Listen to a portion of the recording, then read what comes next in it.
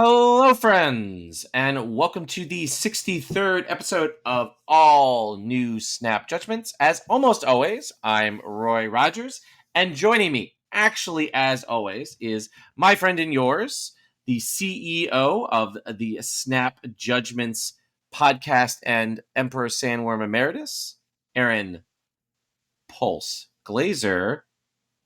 Glazer, my friend, how are you? Did you do the as always literally the week before I'm not on the podcast for the first time ever? If I remembered that you weren't going to be on the podcast, then yes, but I did not. Because unlike some people, I am currently required to go into a building to work for at least 8 hours a day. And so I have many things going on in my life. And remembering this schedule is not one of those things that I choose to remember before Thursdays. So fair enough. I am happy, though, to be back on the show. Haters be damned. I am, it's always sad when I don't get to record with you, my friend. But who will be joining us to discuss the crazy OTA and more that we had today? We are joined by one of my favorite Marvel Snap people in the Discord chats. Third place in the last Snap Judgments League, it's Jimmy Dickins. How you doing, Jimmy? Hello. Good to be here. Thanks for having me on. Yeah, I'm just kind of a guy, so happy to be here. Well, Jimmy is a guy, and he's pretending to be modest for the benefit of this podcast. He is also a guy who just, casually hangs around in the top 100 and casually goes on big streamers' videos to talk about his decks and stuff like that. So Jimmy's pretty good at this Marvel Snap thing. Thank you. I appreciate that. Yeah. All right. So usually we tell people where to find our guest, but Jimmy, much like Butt, which is a strange statement, Jimmy, much like Butt, just doesn't deal with anything social media-y.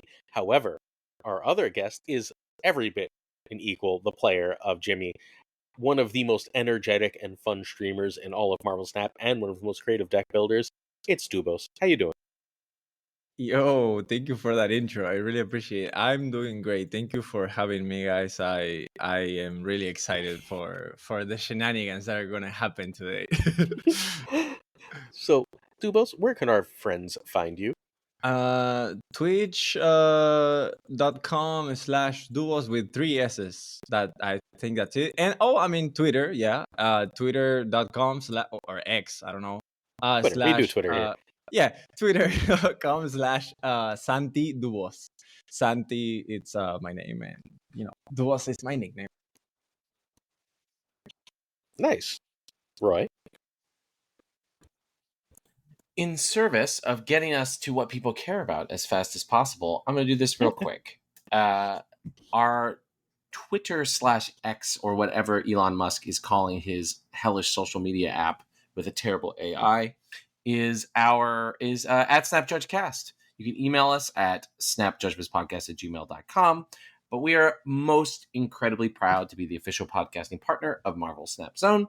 Marvel Snap Zone is the best place to get your Marvel Snap content. Many guests and Glazer himself have written or write for Marvel Snap Zone, including Lauren and Den and many other awesome people. So go support them just like they support us as the official podcasting partner. And most importantly, you're probably watching this on the YouTube. Our YouTube is at Snap Judgments Pod. But if our podcast listeners, our loyal podcast listeners, wanted to become our loyal YouTube viewers, Glazer, what would they find on the YouTube right now? So many decks. So the meta has shifted a lot in the past week and a half, partially through OTA, partially through new season, partially because I think people just got sort of bored of playing the same thing. So we've got a ridiculous number of new top decks from great players.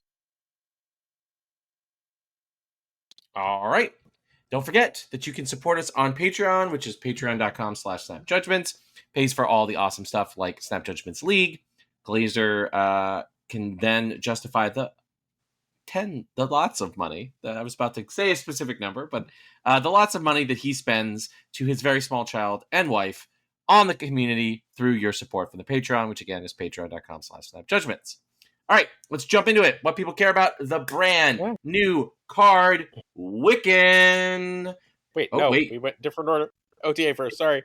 Why are we doing the Is the OTA first? We literally because do the new card first every single week, Glazer. Like, because come I on. put it I in the even wrong moved order. it in the slideshow. Fine. Like, Did you really? But no, I did it. had But it's already fine. shared it first. All right, Wiccan it's first. fine. Go for it. All right, Wiccan He's first. off to a great start. Wiccan Look, is we're a the chaos. 4 He's like, you're the energy, chaos. 7 strength, series 5, 6k tokens. On reveal, if you spent all your energy this game plus 2 max energy. Jimmy, what do you think about Wiccan, and why was Glazer wrong in his opinion of the card originally when we talked about it?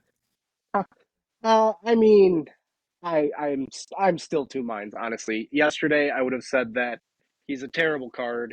He's awful. He's too his restriction is just too strict, and the payoff isn't that great. He doesn't fit in decks that already exist, and building around him feels bad. But then I played with him today in some different decks, and he felt a lot better. Still not superb. So I don't know. Tomorrow, I can think he's the best thing, honestly, but so far I'm very, very mixed on him. Just supremely mixed. Dubos. I think I agree with Jimmy. Like, if you ask me, well, I'm not quite. Well, I thought that this card was going to be problematic. I actually was like, oh, they printed a second Irishman, and like we don't know yet. Because Really?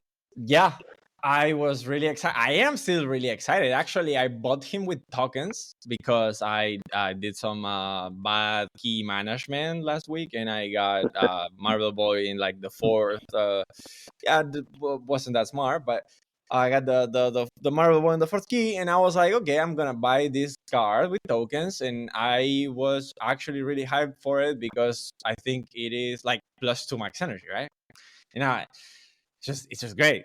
Who doesn't like energy? Look how Arsham just took over the meta by having one, and I was like, okay, this card like started to like theorizing decks, and I was like, this card is like easy. Like, okay, you got like 2 or 3 ways to proc the effect, which is like half of the job, and then like which I thought was the hardest job was like, what are we gonna use it like at turn. Best case scenario is turn 3, we get the +2. Worst case scenario is turn 4. Then it's like 5 and 6 with like 7 and 8 energy for what? Like, what are we gonna do? And I was like trying a few, card generation decks, which I saw that KM did great with it, and I tried at least, and it's really good. Which I think we all were thinking about card generation because it's the most logical. But then I was like, dude, this is a Thanos card. Like, we forgot about the bad boy. This is a Thanos card. It's just like it's just there. You got the free 1-drops. You got a few 2-drops that are great. Chef, Shadowkin that are great in the meta.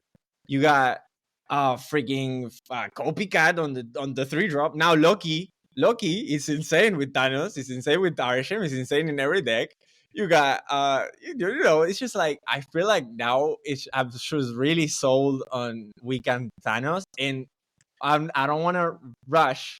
I don't want to rush the topic, but today's Oda made it just like way better, way better. So yeah, I really like the card. You're so much higher on this card than I am. It's amazing. Oh, me too, man. That is I crave to be that optimistic Me about too. him. Honestly, About anything, like about life. I don't know, man. I don't know. I don't. My experience with him, I played a lot of him, and I pumped a lot with him. Is just not been that. Now, to be fair, I haven't played him in Thanos, Thanos, yet. yeah. I haven't yet. I played against a lot of Thanos, especially today, and we'll get to that. Rolled it. Yeah. And he never was an issue. Thanos was not an issue. He's not back. I'm sorry to say, Dubos, but yeah, man. I just think it's too restrictive. Now, I think, I think it'll take some time for his best deck to emerge. I mean, we're day 2, right? Technically, it'll take some time for his best deck to emerge, and I think building your deck around proccing him is bad. I think if you're running, I think Quicksilver and Domino are so fundamentally bad as cards that you just cannot rely on them. You can't. I think I think they're so bad that they're not worth running to get the possibility of proccing him. And you said worst case scenario is you play him on 4. Worst case scenario is you can only play him on 5, man. Like I don't know, and 6. I mean, if 6 you get no benefit, but like worst case scenario is you play him as a 4/7 vanilla. Yeah. I mean, even then, like, yeah, exactly, technically. But I mean, to get his effect even, it's just, I don't know. And then, like you said, I think the hardest part is still, what do you spend? You spent all this deck building to have a deck that is decent enough to play a card on 1, 2, and 3 to spend all of your energy, and you play him on 4 or 3 if you're lucky enough, which rarely happens, but it does. Now you got 2 extra energy, 4 extra energy for the game. What do you do with it? That is worthwhile. As opposed to running this, there's this one card that's a 7/7, and he gives you +1 energy every turn. But plus 15 I don't know if cards. you've heard of him. Yeah, it gives you +15 cards, but your cube equity is through the roof, and it's an unfair card. But I don't know if you've heard of such a card, but just why not run Airship, right? Like, what's his fundamental benefit over even other ramp cards like Electro, Wave? I think I can answer that. Yeah, me too. He's the energy card, and like everyone was like, I can play all the big things. That seems to be wrong, at least outside of Pixie decks. He's I can play all the small things over and over ramp card. And like, I don't know if you know this, but there's only like 12 spaces on the board.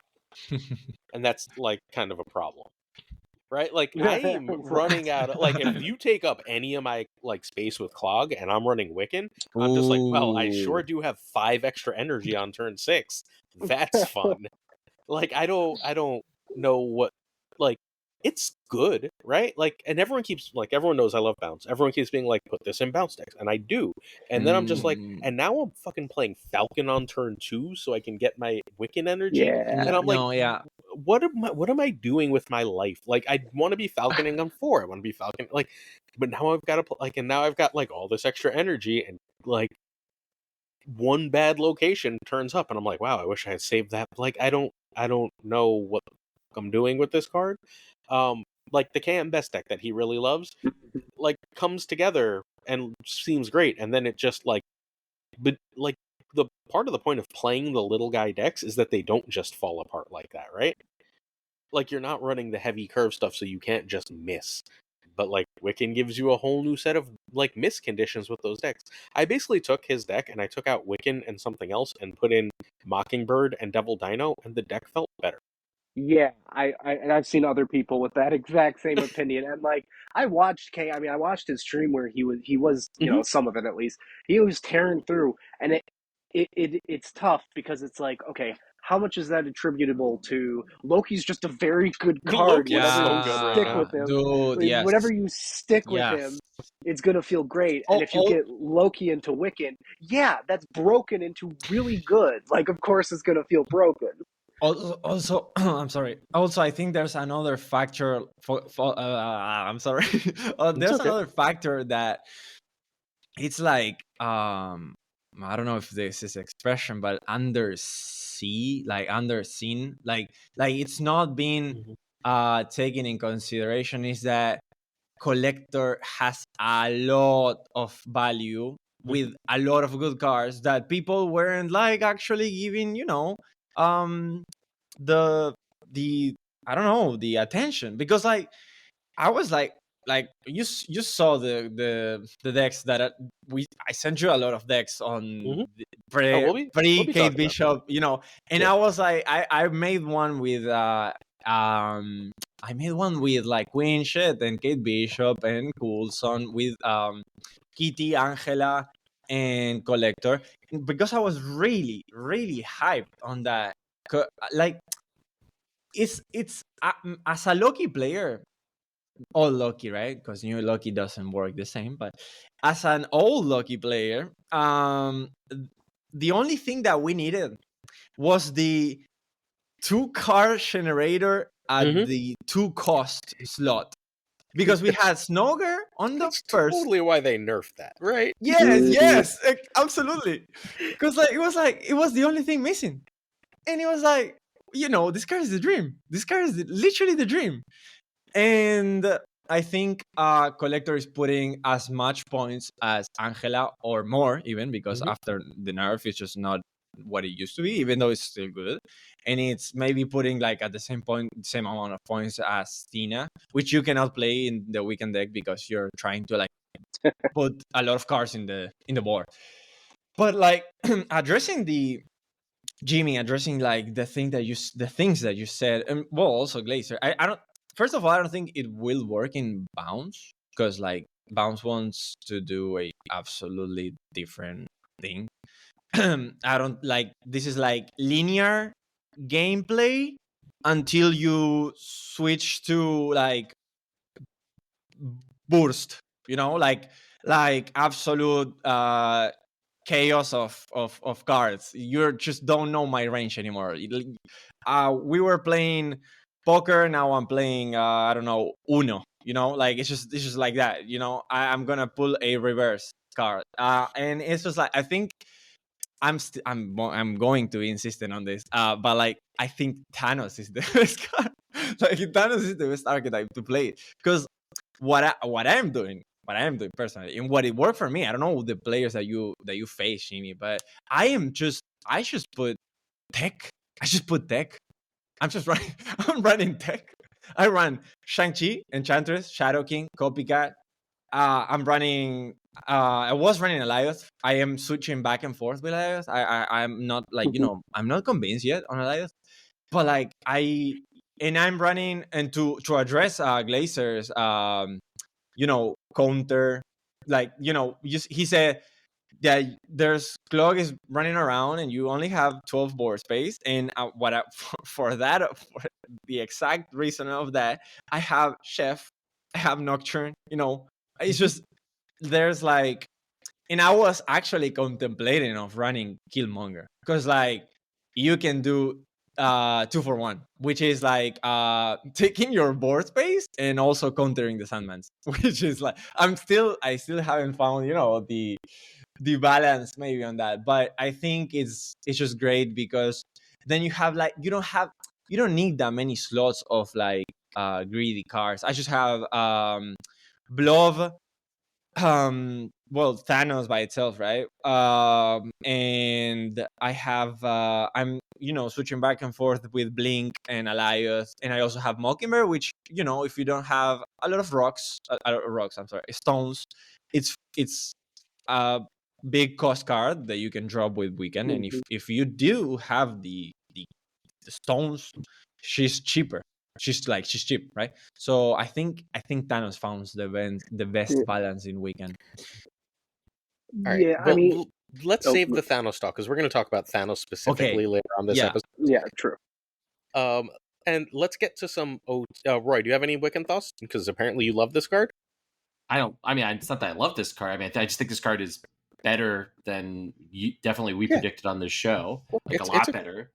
I don't know about. I think it's a fine card, better. But like, you ranked it as the second to worst card of the month, which is, I think it's so still like, I don't think it is. Like, I think that this card, like, I'm thinking of this from a design perspective and watching a lot of people play with this card, like the cam stuff, is I actually think that this card is going to end up being closer to Erisham than you might appreciate, because I think Erisham, you get the snap equity from, like, you can snap as an Erisham player and your opponent has zero idea of what the hell you have, right? That's where a lot of the equity for Erisham comes. But the cost is you get garbage, and now you get 15 cards of garbage. And sometimes you play an Erisham and you draw like Dagger into Agatha, just nonsense, and you have non-functional hands, right? And if you don't see the Loki, right, to replace your deck, then what are you doing? Sometimes some Erisham games feel like that. but they're made up for by the fact that you snap because you drew like cards that you shouldn't have been able to have in your deck.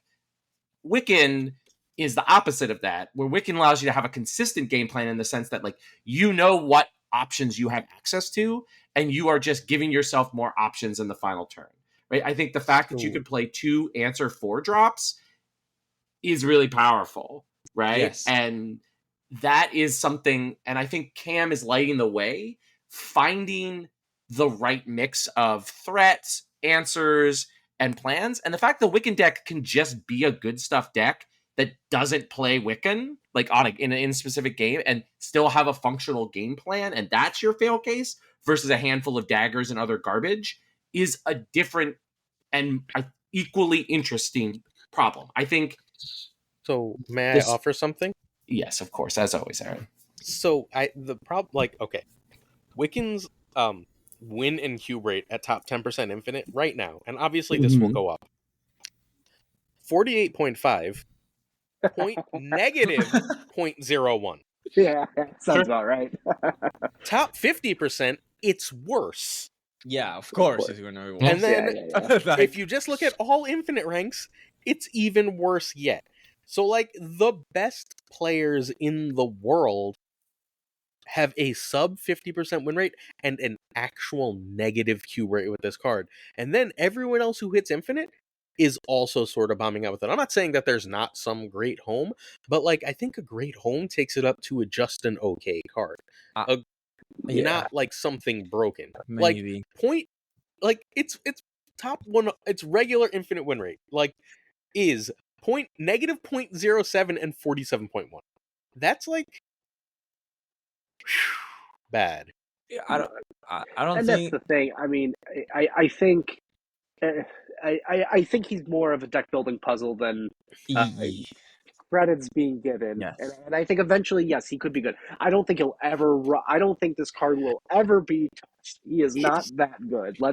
There might be a card that comes out down the line that makes him that good, but he right now, with the cards that are in Marvel Snap, he is not that great. But he's good. I think he is good. But that's like, I'm being generous by saying that. I think even with everything that I've seen, everything that now I will say, he does bring back the archetype of just good cards deck. Because I was playing earlier, and we'll get to the OTA, but because of one of the OTA cards, I tried a Sarah list. He felt really good. He felt very good. The W Sarah list is really good. Yes, the W no one's Sarah talking list about it. No, because no one's willing to play the right. domino And and because but it's really good. It is in part because it's Tech Soup, and Tech Soup hasn't been good in part because of a 7 cost, 7 energy card where you don't have to go into that. But Tech Soup hasn't been that good because of that.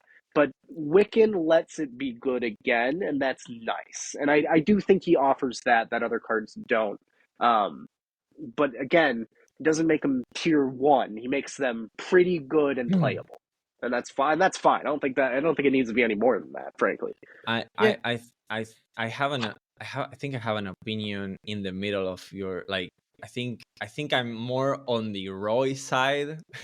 Like, I think he was speaking facts. I think he was speaking facts, but yes, at the same time, actual statistics are not facts. No. I don't know. Okay, but at the same time, like, listening to you guys, I think what is going on here is a perspective problem. I think we're having a really bad case of perspective problem. I think there are 2 things, which one, I am on Roy's side, which is, like, I think he's getting overshadowed. I was literally talking about this on stream like 1 hour ago.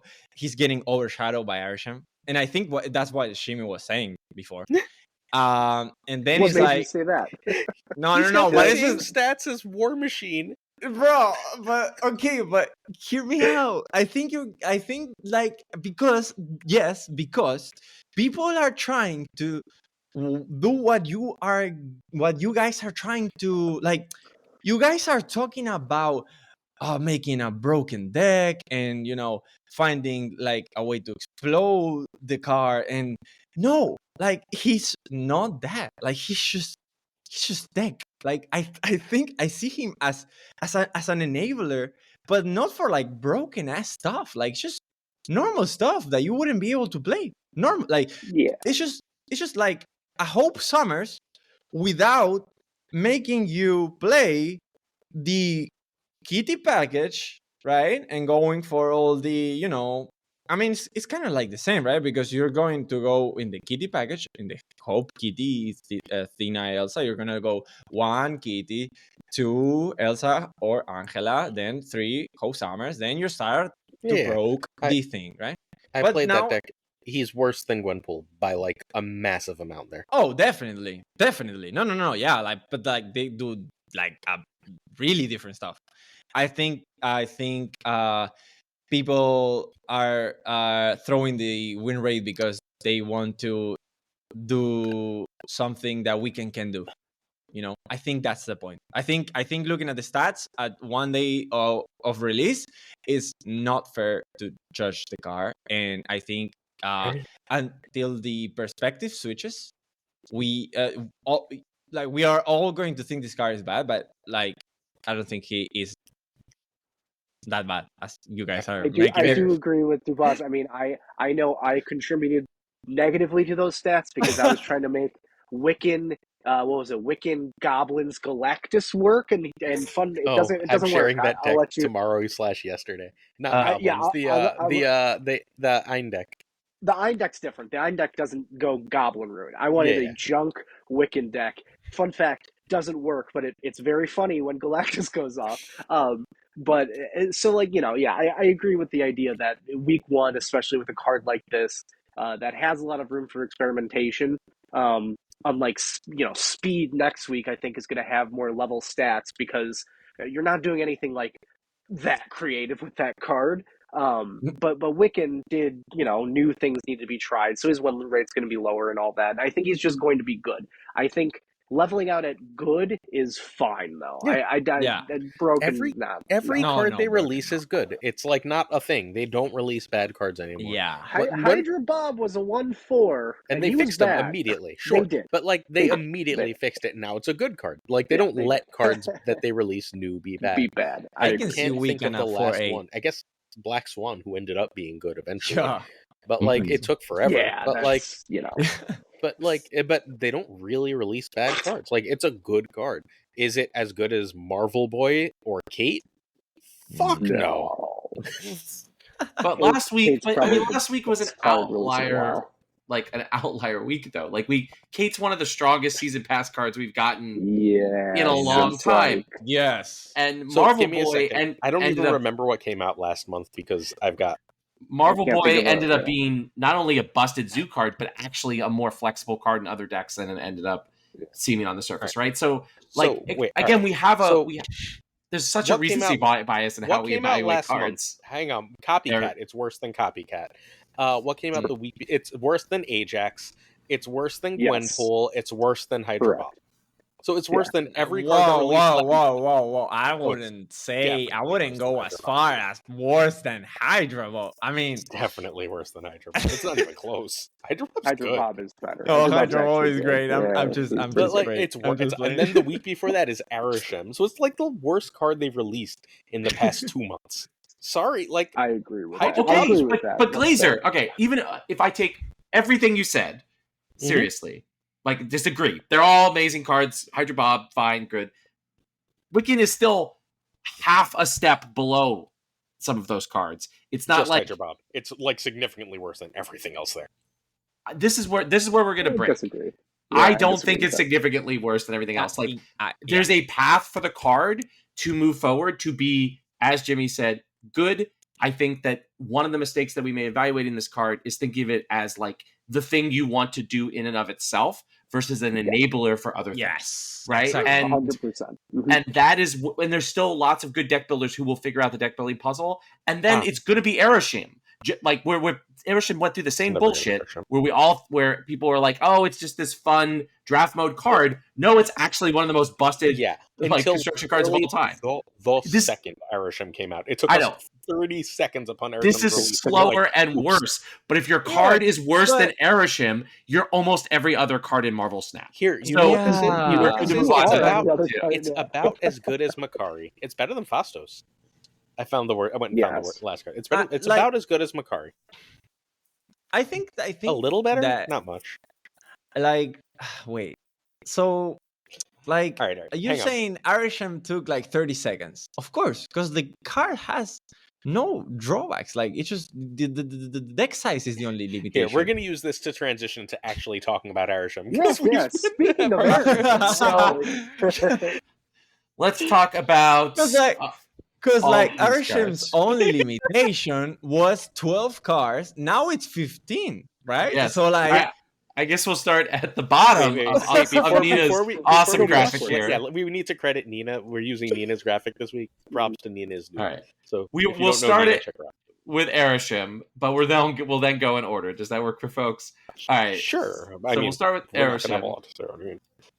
You You got nothing to say about Thena, Man Thing, Nocturn, Cassandra? about Angel, I'm not going to have anything to say about. I know. All right. So Arishem.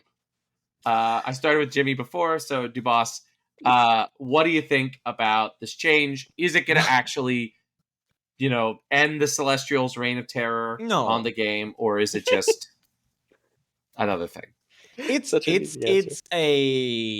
think it adds like a 5 to 7% that like of like winning. I don't know how to say this. I don't know how to word it, but like it just adds like a small percentage for your opponent to win the game. What I mean is by that is like there are 3 more cards in your deck that are going to bother you in your way of drawing lucky, because the way for Arishem to obliterate you from existence, it's lucky, and among of other things, but mostly it's lucky. And so it's just like just more cards of like more like less odds of drawing lucky, and that's it. I don't think it's gonna change anything. Like that 5%. That's what I think. That's what I'm aiming at. I had a dream today before Oda was leaked. I don't know why. Sometimes I get sometimes I don't know, but I get these vivid dreams that like I don't know, show me stuff that I correlate with my usual life. And I had a dream where the Ota came and Arishem was completely reworked, and it was this text. It was. About Arishem. Add 8 cards to your deck and get +1 energy after you drew 3. I think like so by turn 3 you would get 3 + 3 energy. +1 energy, and by turn 6 you would get +2 energy, which I think is far much more balanced than what it is right now. I don't know why I dream about that, but I don't think it changes anything, and my dream was probably more right than what they do. What they did. Jimmy. Yeah, I mean, I agree. I don't think it's going to do much. It's going to. The problem. I mean, the problem is the fact that it's inherently a broken card because you get 1 more energy the entire game. Yeah. Every card in the game feels a lot better when you can play it a turn early, right? So like even you stuff it full of garbage, that garbage turns to gold if you get to play it on turn 3 instead of 4, and so on and so forth. That said, I do think they're in the right direction, right? I think they should have started with 6, but that's just because I'm sick of playing this card. Not playing it myself. I never play him, but playing him, other people playing it and playing against him. But I think this is the right direction in a nerf, right? And fine, we'll stick with the +3. Next OTA, let's try +6, because I don't think this is going to move the needle enough to make him not busted. I think it improves his cube equity, and like that's the thing, right? Like there's a disconnect between, of course, like top ladder where Dubos and I are, right, and like the general Snap population at large. So at the lower ranks, it might be more felt. I'm going to tell you, I played a lot today after the OTA. It wasn't felt where I'm at. I faced someone that was playing Airsham today 3 times. Every game they had Loki on 2. I wanted to pull my hair out. Just ridiculous. At all 3 games, Loki on 2, and I was like, that can't be mathematically possible anymore, right? So I do think it does something, and this is a good start. Like, I'm not upset they didn't do more. I wish they did more, of course, but I think the future they'll go up to 6, and if he's still broken, which he probably will be, go up to 9. So good start. My hot take on this is that Loki is the single worst redesign /nerf /buff in Marvel Snap history. Like, I think it will go down. It just was just. I said wait until we get to play with the card. Having played with the card and against the card. Sorry, Cesar. Fuck you, Loki. Like, that card is just worse. It's worse to play against on every level.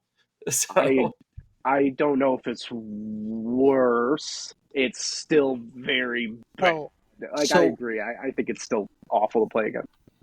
The change is, like, now every deck is a Loki deck versus Loki decks being Loki decks, right? Yep. That's the problem. They took a deck out of the game, but now there aren't Loki decks. There are just decks, and like because Loki is the best 3, you should just put Loki in them, which is obnoxious, and it's especially obnoxious when it's Arishem for the obvious reasons.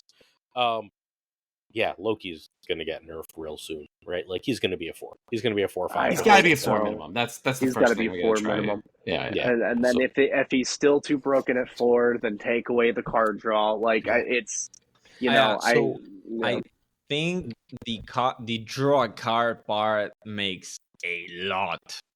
On but that. Like, I think the draw a card part is, like, important enough that, like, it's flavorful enough that I don't especially want to lose it. I'd much rather he costs 4 and we see how that feels. But I'm sorry, is there another card in Marvel Snap that gives you a permanent cost reduction for the rest of the game and then draws it replaces itself? Like, come on, like, no, it's just insane. Adam Warlock is a 5/5 still, right? Like, Adam Warlock. Sarah's sitting there as a 5/4.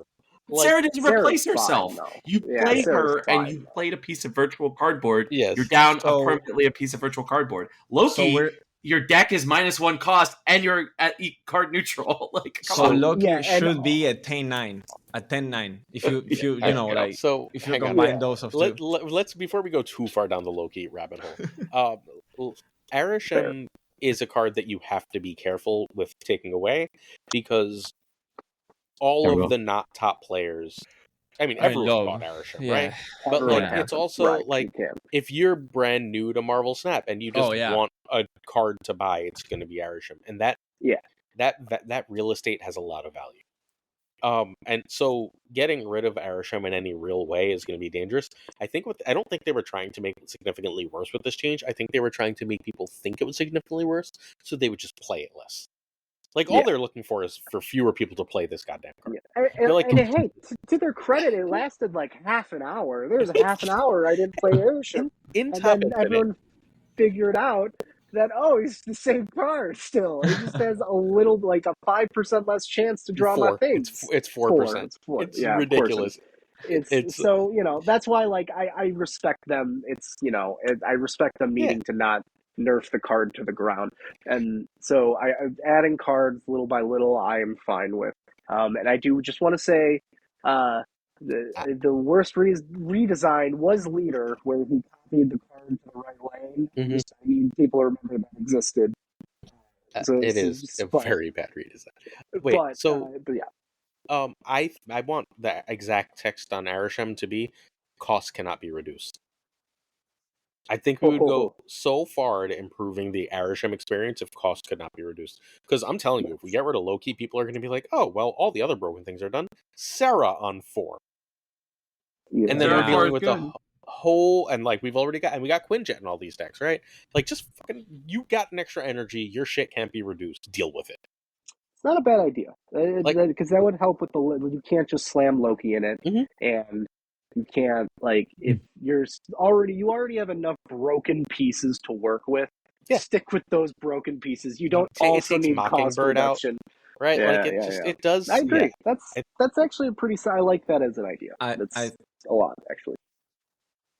I think Second Dinner should follow my dream idea. That's it. They're not going to redesign the whole card though. No, It's just dude. like Plus 10 is Send. the amount of Eternals, and then yeah. So speaking of dreams, Angel being a playable card, does this finally bring the dream, Jimmy? But no. Is Angel playable? No. we No, have it to is actually not. discuss this. Yeah. Well, okay. Well, like, okay. Look, man.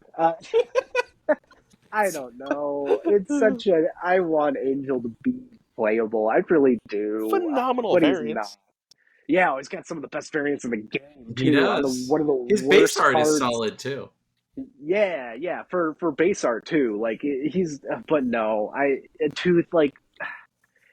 think he's one of the earliest cards you get.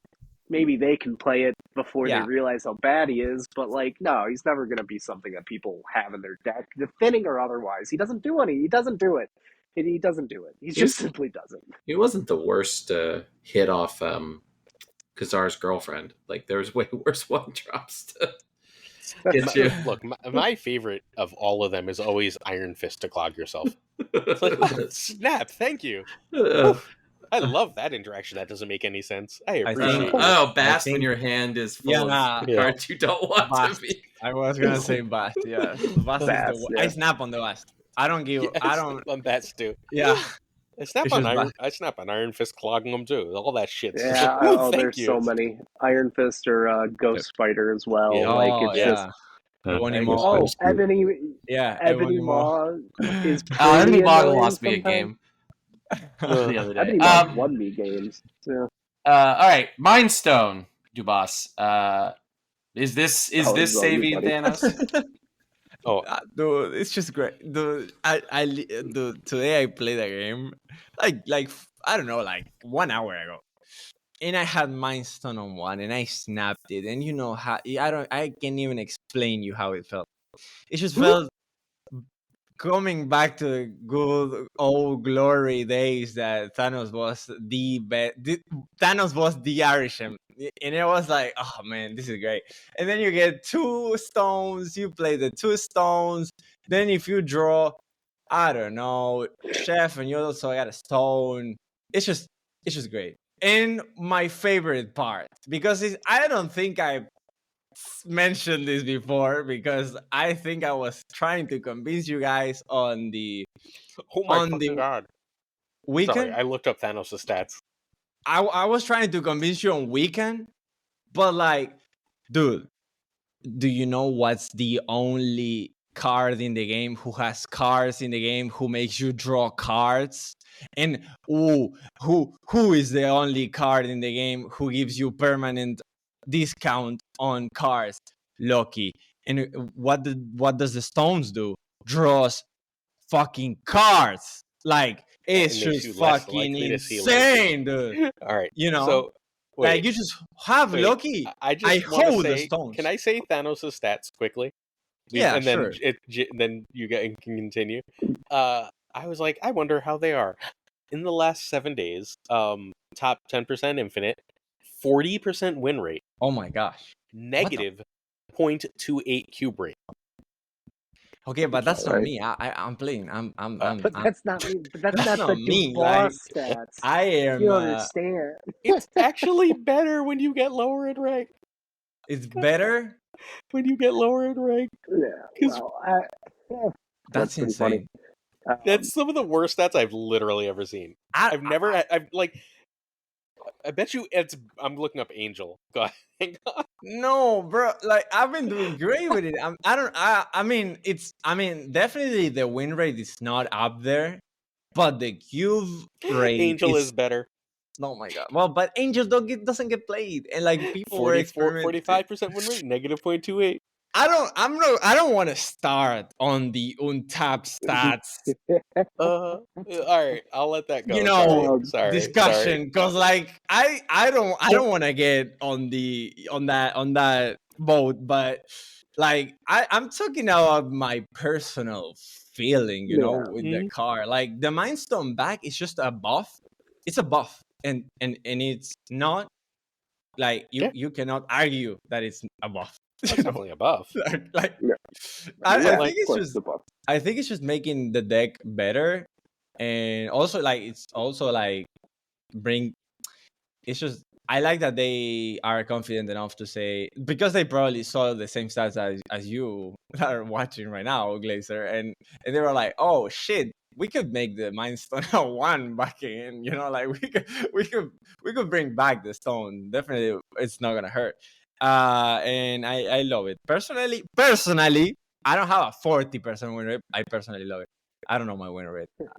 I don't, You know what I can do while we're talking? Continue along this, Jimmy. Your Thanos thoughts. I'm gonna look up Crazy's Thanos stats. Yeah, there you go. I think it's deserved. Frankly, Thanos deserved, because he's not broken anymore. He's not superb. I like what they did with all the stones in the first place. And I was a big Thanos hater back when he Oh was shit! broken. Uh, oh no. I was a big Thanos hater, hated Thanos when he was broken and all that. Was calling for his nerf, with pitchforks. But now that the stones buff him and do all that stuff, I think Mind Stone at 1's great for him. I think it takes a bad archetype up to a mid archetype, frankly. But time will tell. So what are crazy stats? So he's Yeah, got 2 Thanos decks, one with 56 games, one with 44 games. The 56 game one, last played 2 days ago, is 49.1% win rate plus 5 net cubes. 2 days ago. Then the one from 4 hours ago. Ready? Yeah. Hold your nose. 13 and 21 for a 38.2% win rate and negative 17 cubes. Oh my gosh. Oh my gosh. Thanos is dead. I like Mind Stone. Like get Thanos out of your starting hand and leave Mind Stone as a 1. Thanos is dead. This was a nice first step. We need more steps, or you can just let Thanos be dead for longer. But like considering Thanos is like Loki, one of the iconic cards of the game, I would rather it be like an okay tier card. If Crazy, probably the best Thanos player in the game, is just dying with the deck right now, then it's probably bad. I mean, to be fair, Cassandra Nova still exists, and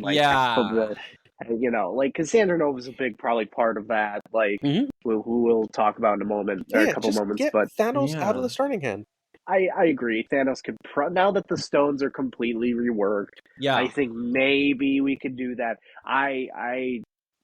There's a new big bad villain I hate, which is an Erishim.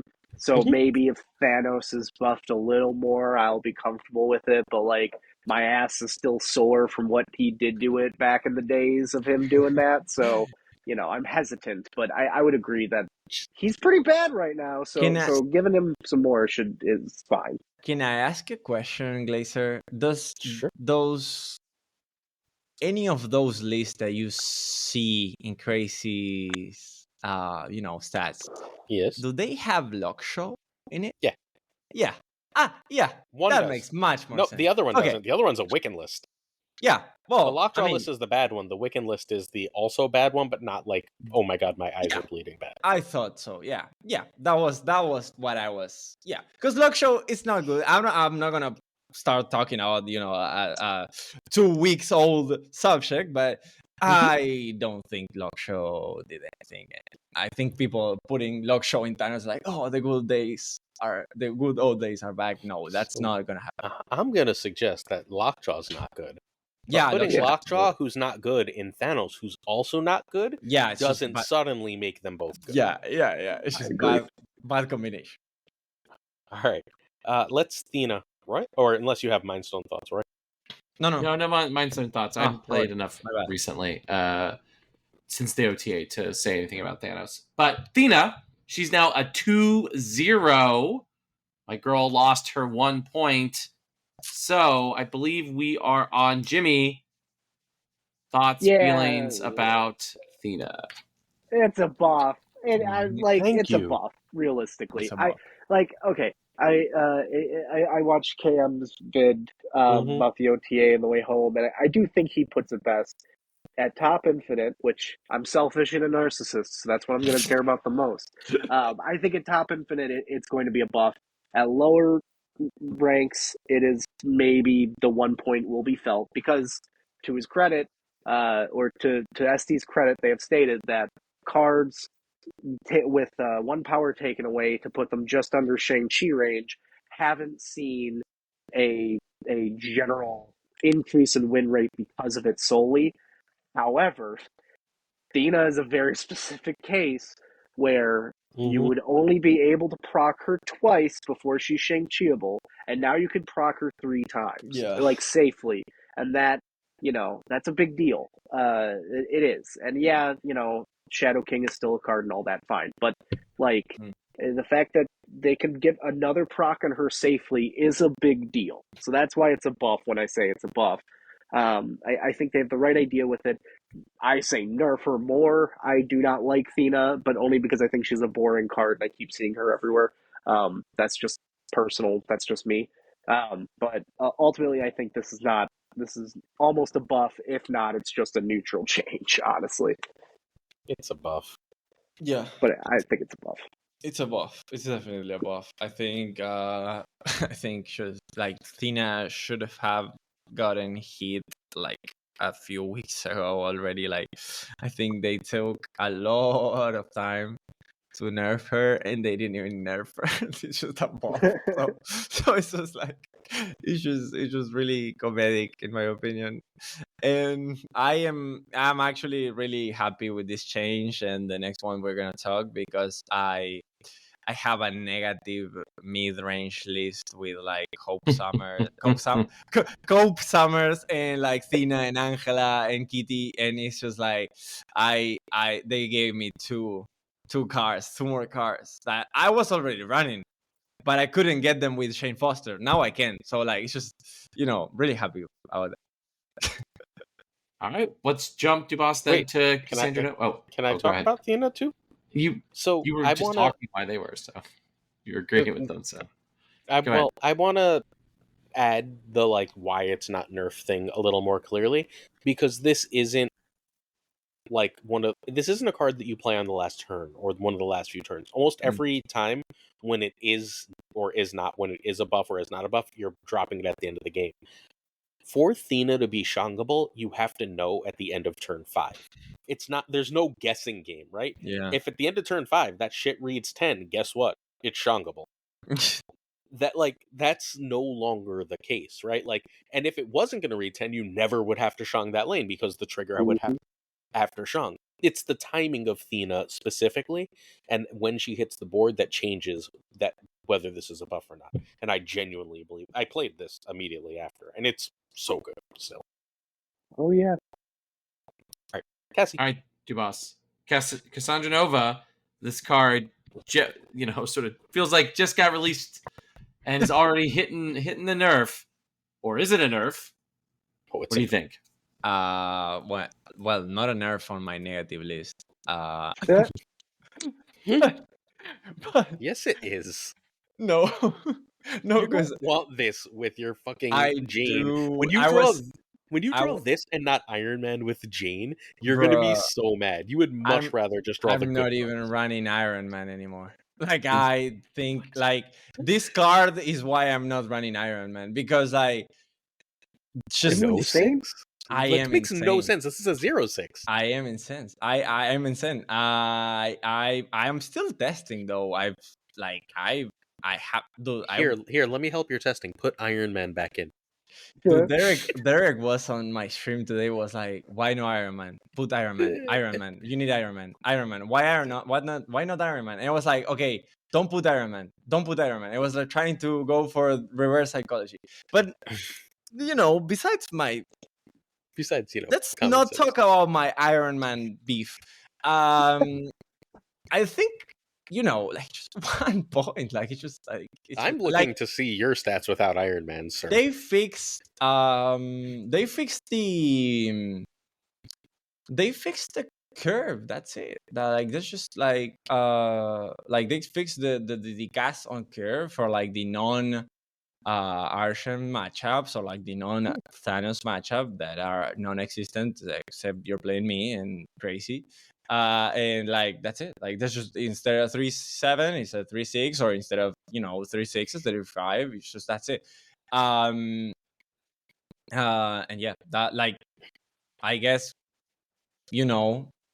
maybe in case of negative decks, as Glazer or as Stefan, because Stefan was complaining all this too. It was like, oh, I hate to draw her on turn 6, and I was thinking, I don't think I answered him, but I was waiting on him to get on my stream to talk about it, and like I think I like it. Like you're like, if you're playing against an Arsham, you're never going to play her on tempo anyways, right? So it's just like a great last turn.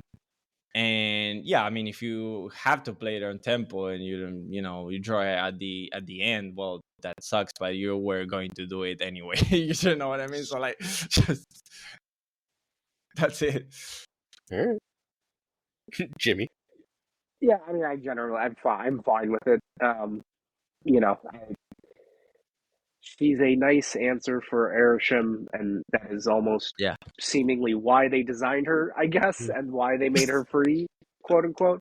But like, yeah, she was in everything. And I don't even think just because of Airsham she was getting to the point of being best in slot, because it's like 3-7 on 3, 3-6 on 4 with no drawback. Like, why would you not put her in a deck? And potentially, 3-10 potential value, 3-9 potential value. Like, I'm fine with the 1 point shave off. I don't think it's that big of a deal. She's still going to be in a lot of things, but I think it's relatively deserved. I'll say that. I think a lot of the change was Loki based, like as much as it's Arishem based. It's just like because she's so good against the new Loki. They were just like, oh, well, this card needs to be in the meta, right? Like, no one's cutting it with Loki and Arishem everywhere. But maybe we can lower its floor a little bit if its ceiling is going to be so damn high that it's like game winning in those matchups. So we want to just make its floor a little lower. I'm fine with it. This is still a really good card. I don't think it actually gets cut from anywhere, unlike the next card we're going to talk about, which I think gets cut from a lot of places. All right. Yeah. Nocturn, well deserved. Dubos or not, or was she set up? Oh, the nerf. She now is 3-4. Yeah, you go first. Okay. I think it's a well-deserved nerf, and I don't think it's gonna change much. I mean, yeah, the point it will be felt, but it's still a great car. Like, I was literally talking to some friends about this. Like, I was like, I think they need to take 1 point of Nocturne, and I was actually surprised that they did. But at the same time, I feel like she's still a second chef, and there's no, like, she still follows the same ratio of cost power as chef, and I don't think there's any point of like cutting her from decks. Like, I don't agree with you guys on that point. I think she's like still the same, as maybe not as, she's not going to put that 1 more power, but do we run her for that extra power, or do we run her because she's a movable card with a location control ability and a good stat line? You know what I mean? Yeah, man. I mean, I think this was well deserved for most of those reasons. I do think this lets the other 3-drops breathe a little more. I think, she was an auto-include in most decks, right? She was the best in slot 3-drop, almost inarguably. She was a 3-5 that can move. Like, even without the location change, she's a 3-5 that can move. Like, that is incredibly strong. Yeah. And then she also can change location. I think that she should have released at a 3-4. Well, okay, maybe not, but I think she deserves being taken down. Now, a lot of decks that are going, well, I need a 3-5, I'm going to run Nocturne, are just going to go, well, I'm going to run Copycat now. But at least Copycat can low roll. At least Copycat can be a static card, or is usually a static card. So I think this was well deserved. I know this one's a little bit of a hot hot button issue for I think many people because they felt like that she didn't need it, but like she did. I think Yeah. she was in every deck, man. Like She was the uh, best card in the game. she's Yeah. the best card in the game. Yeah, like almost inarguably, she was the best card in the game. Yeah. I think it's perfectly fine, and she's still very strong. She still moves and changes the location, and now she just doesn't provide one more point of power. She's fine. She deserves the nerf. So I think everyone's reading this as a copycat buff. I think the real big buff here is to Red Guardian. Yes. There is a shit ton of Thena everywhere, Yeah. and there is a shit ton of werewolf everywhere. Oh, Yeah. wait. And like, yeah, No, I think that. No, well, no, I was going to say something redundant. Just you keep should be able to get prio against a bounce deck, right? Like if you want it, and you like, which means, and you should be able to get prio against the Thena deck because they're just playing low power shit early. So like, if you can get prio against these cards and have Red Guardian, like that's a snap condition. If you Yeah. can snap a werewolf or grab Athena against a deck that's relying on them, you might not win that game, but you're heavily favored. So I think like this is a giant Red Guardian buff just because those Thena is now like I think fairly clearly the best thing to be doing offensively, and the only thing that's really on the same planet as an early scaler is Werewolf by Night, and like Red Guardian answers both of those. And like the reason I wasn't running Red Guardian is because I had 2 3 spots, and Nocturne and Copycat or Nocturne and Loki were my 2 3 spots. Yeah. And like now, like I might have to go back to Nocturne. We'll see how honestly annoying Magic gets. There's a lot of like free cubes for Nocturne with Magic was really nice. But like I'm just gonna replace it with Red Guardian. Like it's if I need a 3-on-3, because Copycat is often a 3-on-6, right? So if I need a 3-on-3, I think it's just Red Guardian. Yeah. I agree. Red Guardian got the stocks on Red Guardian are way up, I think. And Nocturne was just eating every 3-drops lunch because it's like Mhm. I need a 3-drop, and now it's I need to actually consider what weaknesses my deck might have, and Red Guardian might fill the spot better than 3/4. Yeah. Yeah. On to Man Thing? On to Man Thing, and can we talk about Lady Deathstrike at the same time, or are they deserving of? I don't. I'm gonna be honest. Man Thing. Both these cards getting buffed is my jam, but specifically Man Thing, I'm a Yeah. big fan of. Well, Jimmy, why are you such a big fan of Man Thing? So I mean, Man Thing was one of my favorite cards on release. Because his name is Jimmy Dickins. Because my name is Jimmy Dickins, and indeed, no, I get weirdly like hyped for odd cards sometimes. Like Ajax right now is my pet card. I am the Ajax guy because I hitched my wagon to him, and I'm trying to get a God split. I've split it 27 times. You didn't get trolled by one of Marvel Snap's biggest creators for saying Ajax was good. Ajax is my card, motherfucker. Oh no, man! Dude, I don't know, man. He's the only card I got the Spotlight Cash first week, like the Spotlight Cash I for didn't the want it variant. because I thought it was ugly. I just wanted the Venomized. Oh no, I need it. I've split the spot. I've split him 26 times now, trying to get Jesus. a God split. Okay, yeah, I told you. All right, don't. So he's my card, motherfucker. I got yelled at for being when I was like Ajax is busted. I got yelled at by Hoagland, who went on a crusade on his stream to say that I was trying to convince people to buy mediocre cards, and I was like, "You're evaluating this card so poorly. Yes. I don't know what to tell you.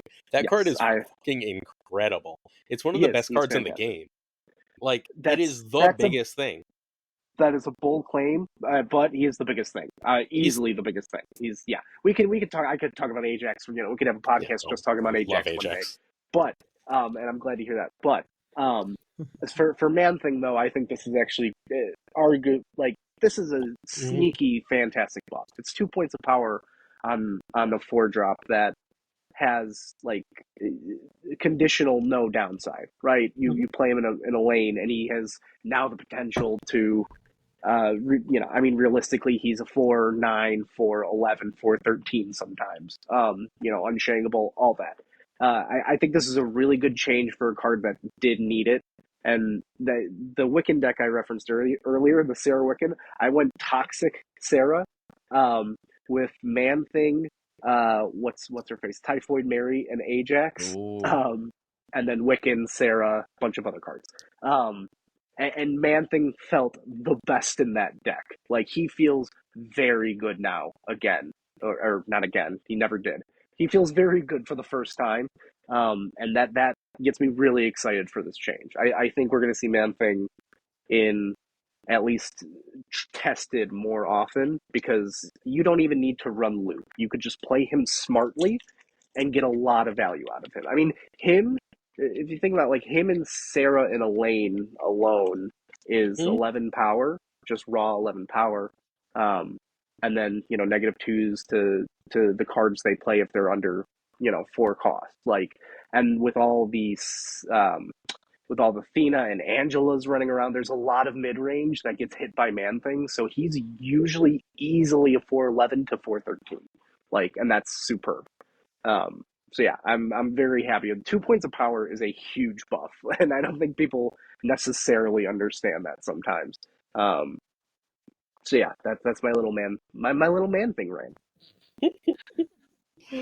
Don't laugh at my little Man-Thing rant. No, I'm sorry. You're right. You're right. I shouldn't apologize. Dubos? I love this change too. Like, I think this is great, and I also love the Ashak synergy. I just think there's gotta be a, like, cause like we've been playing Ashaks in like the Ashaks package was like just hazmat Ashaks, and I was really into US Asian too, but like I couldn't find any deck that could run those 3 cards and like be consistent in other aspects.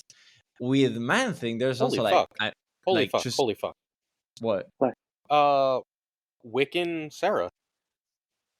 You're running running a 1 and a 2 drop that are like, you just do the Quicksilver stupid bullshit, right? Yeah. You shove them in a lane off to the side, and then you don't play Man-Thing there.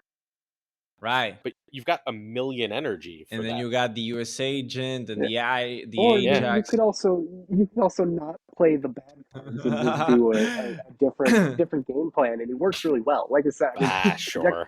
The deck I referenced earlier, the Toxic Sarah list, like, felt really I love Toxic good Sarah without it. in any. Yeah, same. Yes, same. And I wasn't even running Shang-Chi because I was kind of memeing, but like, that deck put out a lot of power consistently, even if you don't hit the Wiccan line. If you hit Wiccan Sarah, you do stupid things, like really dumb things. But if you just hit Sarah or just hit Wiccan, I mean, the possibilities are endless. You could play Man-Thing and Wiccan, or Man-Thing and US Agent in one turn, and then Ajax and Hazmat another. Yeah. Like, that is just insane. Kneecapping. Yeah, it's yeah, awesome. yeah. It's great. And Man-Thing at 4/5 just wasn't cutting it. At 4/7 he does. Yes. Awesome. Yes. Because like it's enough to win a lane by itself, which he wasn't before, I think. Yeah, he was so close to it. He was so close, and now he has it. Yeah. So no, and also I want to say this. I think I vouch Jimmy. I think he is the Ajax real guy. Like, he's the Ajax guy, because Glazer, I don't know, bro. I played you a couple of games, maybe not as many as Jimmy. I'm sorry, but like I saw you on different decks, and I understand that's your job. I understand that you gotta try. I don't have a choice. How do I can't do videos on every deck in the game and then just like play some more Ajax. I totally get you, but I haven't been able to caught Jimmy's attention. Otherwise, like, Jimmy only plays Ajax. I get it. Yeah, like if I was like, the only way I could got his attention was like just sending him some Ajax decks, like, and that's it. Like, I the only thing I've seen him play was Ajax every single day. Like, every time we face each other is Ajax. Ajax bounce, the Black Knight list. It's just Ajax. Yes, exactly. So I made the card my personality for like a month. It's fine. It's awesome. So yeah. It's like he's Galactus, like, all over again. Galactus. All over. All right. Man-Thing, however, is going to be a meta card. I don't even think that's like controversial. I think that the way Marvel Snap is played, I think Man-Thing is like, there's a power threshold you have to cross as a card, and like a 4/5 that you have to work to get a 4/9 is fine, but a 4/7 that it's a 4/9 by accident, and a 4/11 almost every game, it's just through the roof power. That's about as like it's a lane winning card. You're gonna have to build around it and think it through, but this card is gonna be incredible. Yes. The problem is you can't run Luke Cage with it because Loki still exists, but you know. Yeah. That's. But at least now you can run him in a deck without Luke Cage and not feel terrible about it. Like, Agreed. And that's a huge change. Good job, SD. Yeah. All right, let's do Lady Deathstrike super fast because all right, so she never should have been nerfed. This buff is good. She's a fine card, but not meta. Anything else? Yep. No, that's that's it. Yeah, myself. Yeah, that's it. Nice. And Sandman is slightly worse, but not significantly so. We're all good there too. Yes, that's it. Yep. She should have been a 5/5 in my opinion, but that's fine. Yeah, take another off him, but otherwise, fine. He'll get there. It's the problem isn't Sandman, it's Ultron still. But no, of course, Ultron exactly. buff was unnecessary. Well, Absolutely. there's no 1.5. Ultron's drones should be 1.5 each, and they can't do that. So like, right. No, it's either maybe, going to be terrible or busted. So maybe a 6/6 Ultron or a 6/7 Ultron, maybe a turn. I can see that too. People need Ultron to do their fill every lane quests. Like he's just necessary in the game as long as those are alliance quests. God. All right, OTA done. Let's do a main topic. All right. I don't know how to type, but we're going to rank the top 10 sleeper decks. We have 11 decks. We're going to do 10 spots. I didn't want to cut one. So we've got Baby Cersei, BK Boy, Bouncing on Jax, Duck 20, Quake Infinite, Thanos Can. Thanos Can's going at the bottom, my friend.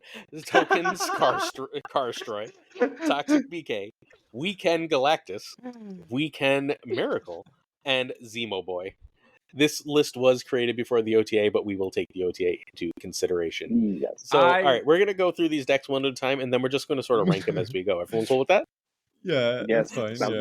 Yeah. So our first deck is the Baby Cersei deck. I'm going to read it out to our loyal listeners/viewers, and then who I don't actually remember who nominated this is going to talk about it for a second. Probably Shimi. That was me. Yeah, that was me. So the deck is Hood as the only 1-drop, then Shadow King, White Widow, Jeff, and Mysterio. Killmonger, which is why Hood is the only 1-drop. Copycat, Nocturne, who is now a 3/4, despite if you're watching him seeming like a 3/5. Sentry, Annihilus, Cersei, and Mockingbird. So just so you know, I've been playing the shit out of this list. Go ahead. So have I. I actually played this for I don't see days Ajax in it, sir. This is fair. This is fair. In my time away from Ajax, because we needed to take a break for my mental health, because I literally played him for a month straight. No, this deck is super good right now. I think, and credit to Big Baby. The reason it's called Baby Cersei is because Big Baby is the one who brought this back, and Killmonger specifically, he loves. I don't have Killmonger. I have someone else. I have Viper in place of Killmonger personally, but I think this is probably the best version because Killmonger is really good right now. It's just people don't know how to play around Annihilus anymore. They used to because that's all that was played. That's been long gone. I think this goes really well against mid-range. I think this goes very well into Erisham, oddly enough, because you get some Clog. You have to make Erisham think on their toes. Are they going to play Annihilus or Cersei? Cersei is very underrated. She can pump out a lot of power in a lane unexpectedly. Even if if you don't get the Void is one thing, but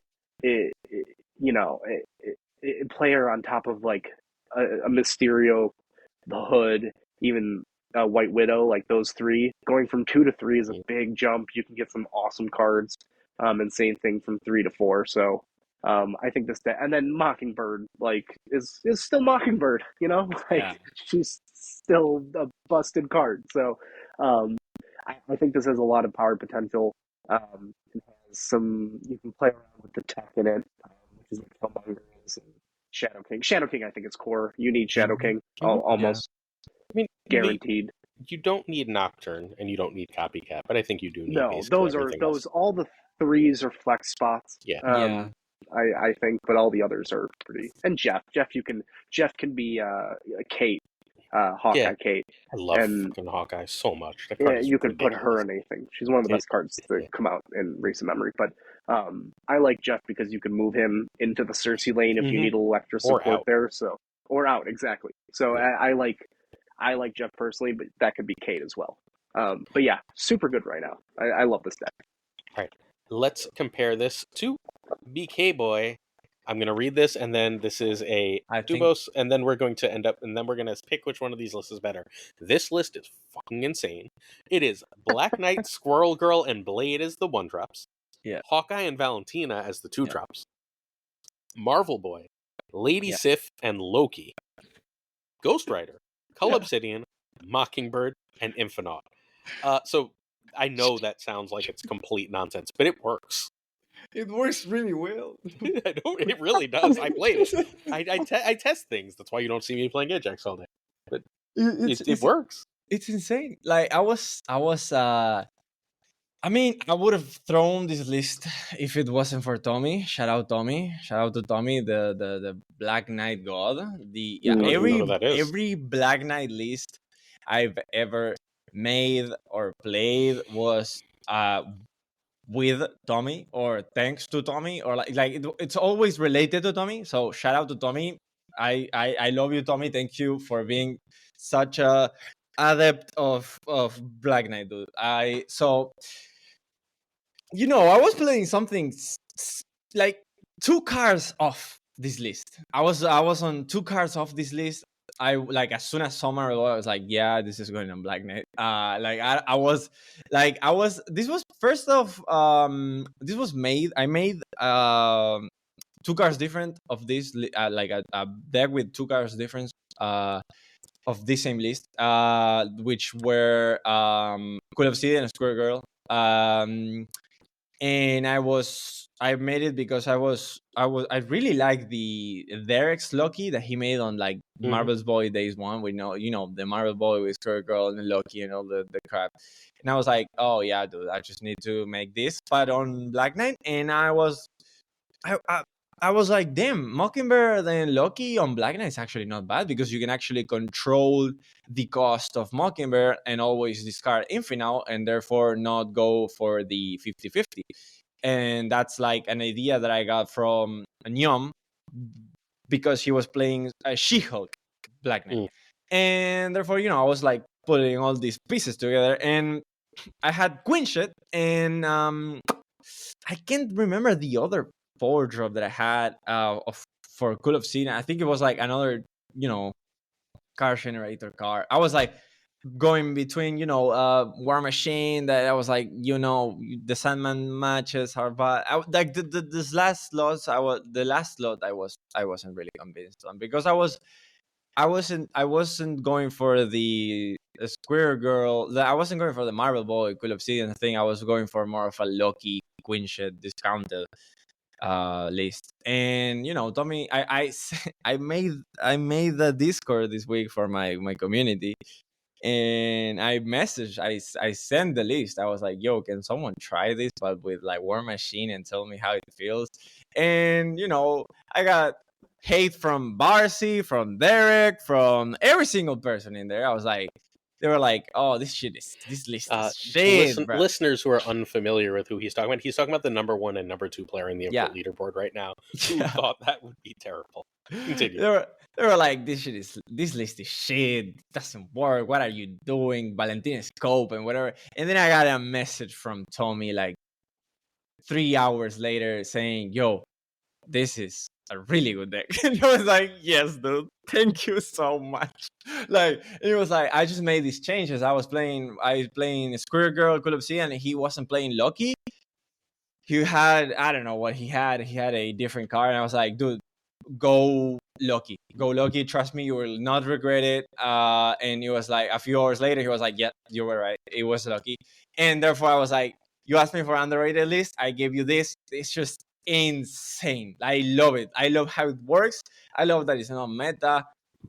I don't think, maybe I'm jumping conclusions here, but I don't think maybe it's better than the Cersei Sentry Killmonger because that's more focused on countering meta, or like many decks are meta.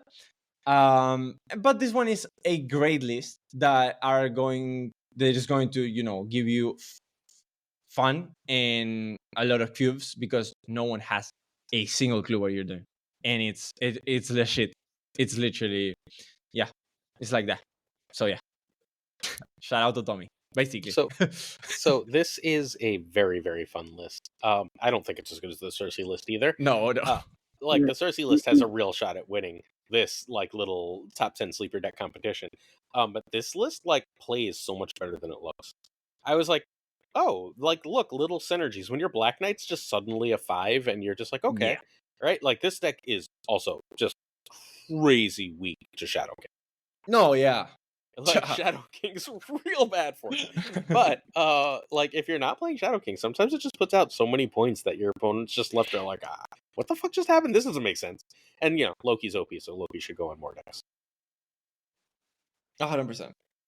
Yeah, all right. That looks like that's a fun looking list. Yeah. Need some Ajax in it. All right, we good?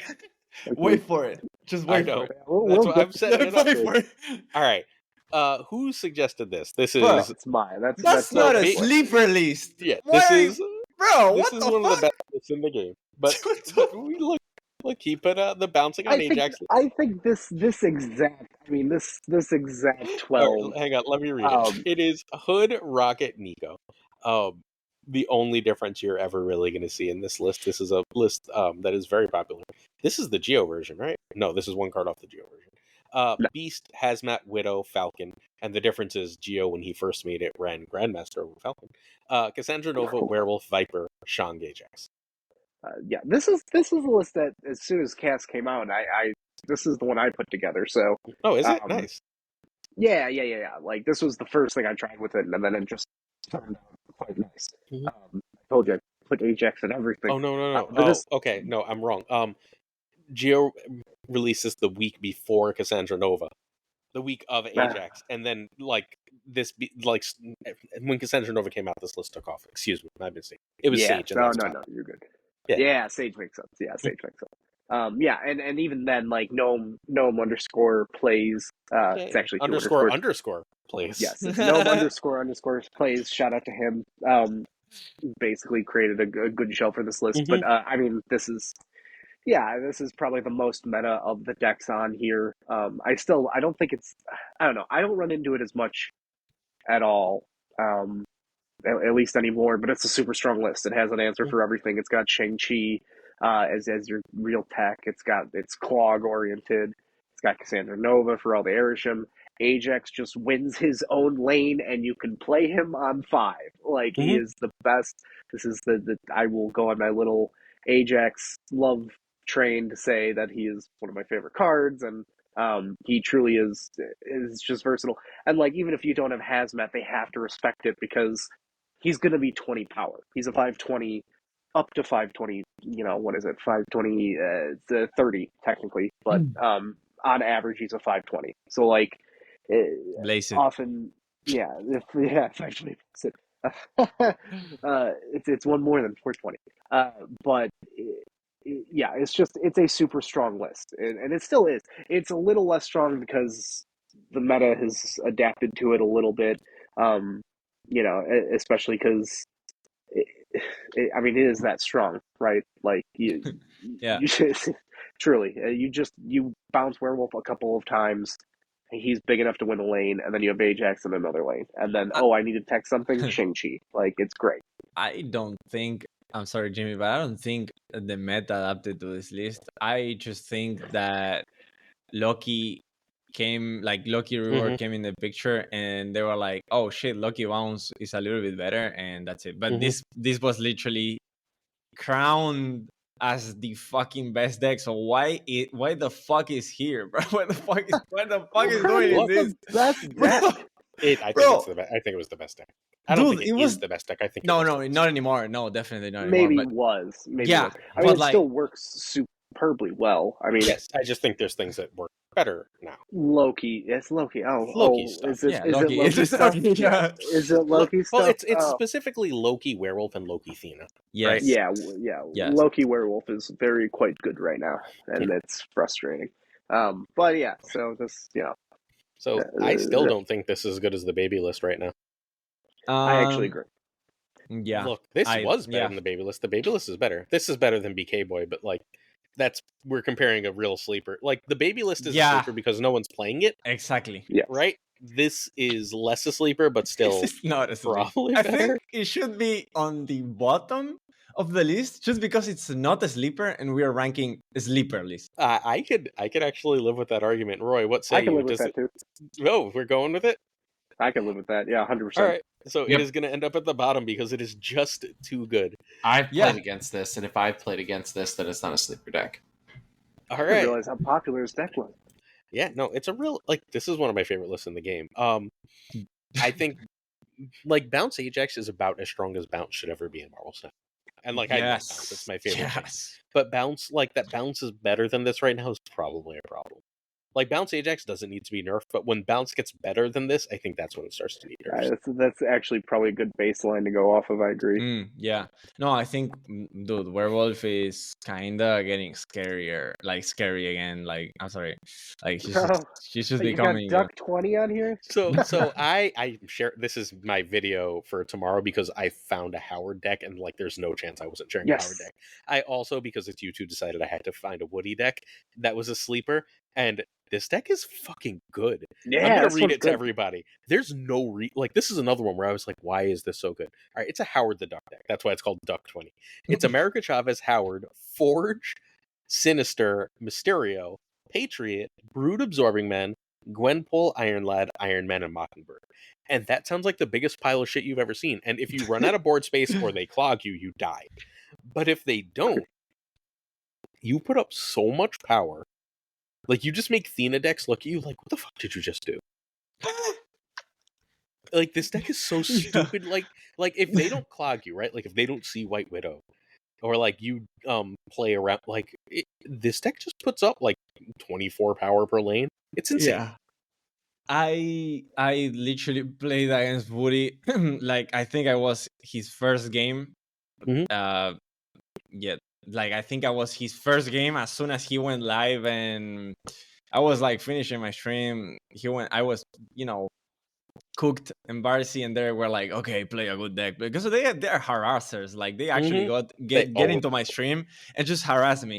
But I like them, so I still do, I still hear them, listen to them. But, like, they were like, oh, play a good deck. And I was playing, Athena, Mysterio, Dump with Mockingbird.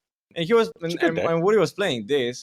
I was like, we surely win this. Like, I was like, maybe I was like one lane, short. Like, the brutes got a little bit big, and I was like, he Wemple, and I was like, we still win this because, like, we have the Mockingbird, we have the Squatch, we have a good drop on turn 6, and then, like, a freaking, I don't know, like a Mysterio 2/6 went down, and a fucking 2/8 Sinister and the Mockingbird. I was like, what the fuck just happened?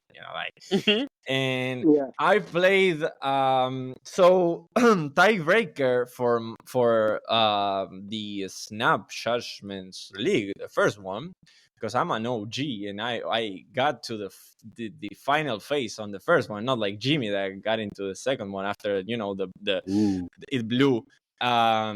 I played the tiebreaker for my pod. I played against Boje in Mida. I don't know if I'm... Shout out to Boje. He's a Mexican streamer and a content creator. Marvel Snapzone writer. Yep, a Marvel Snapzone writer.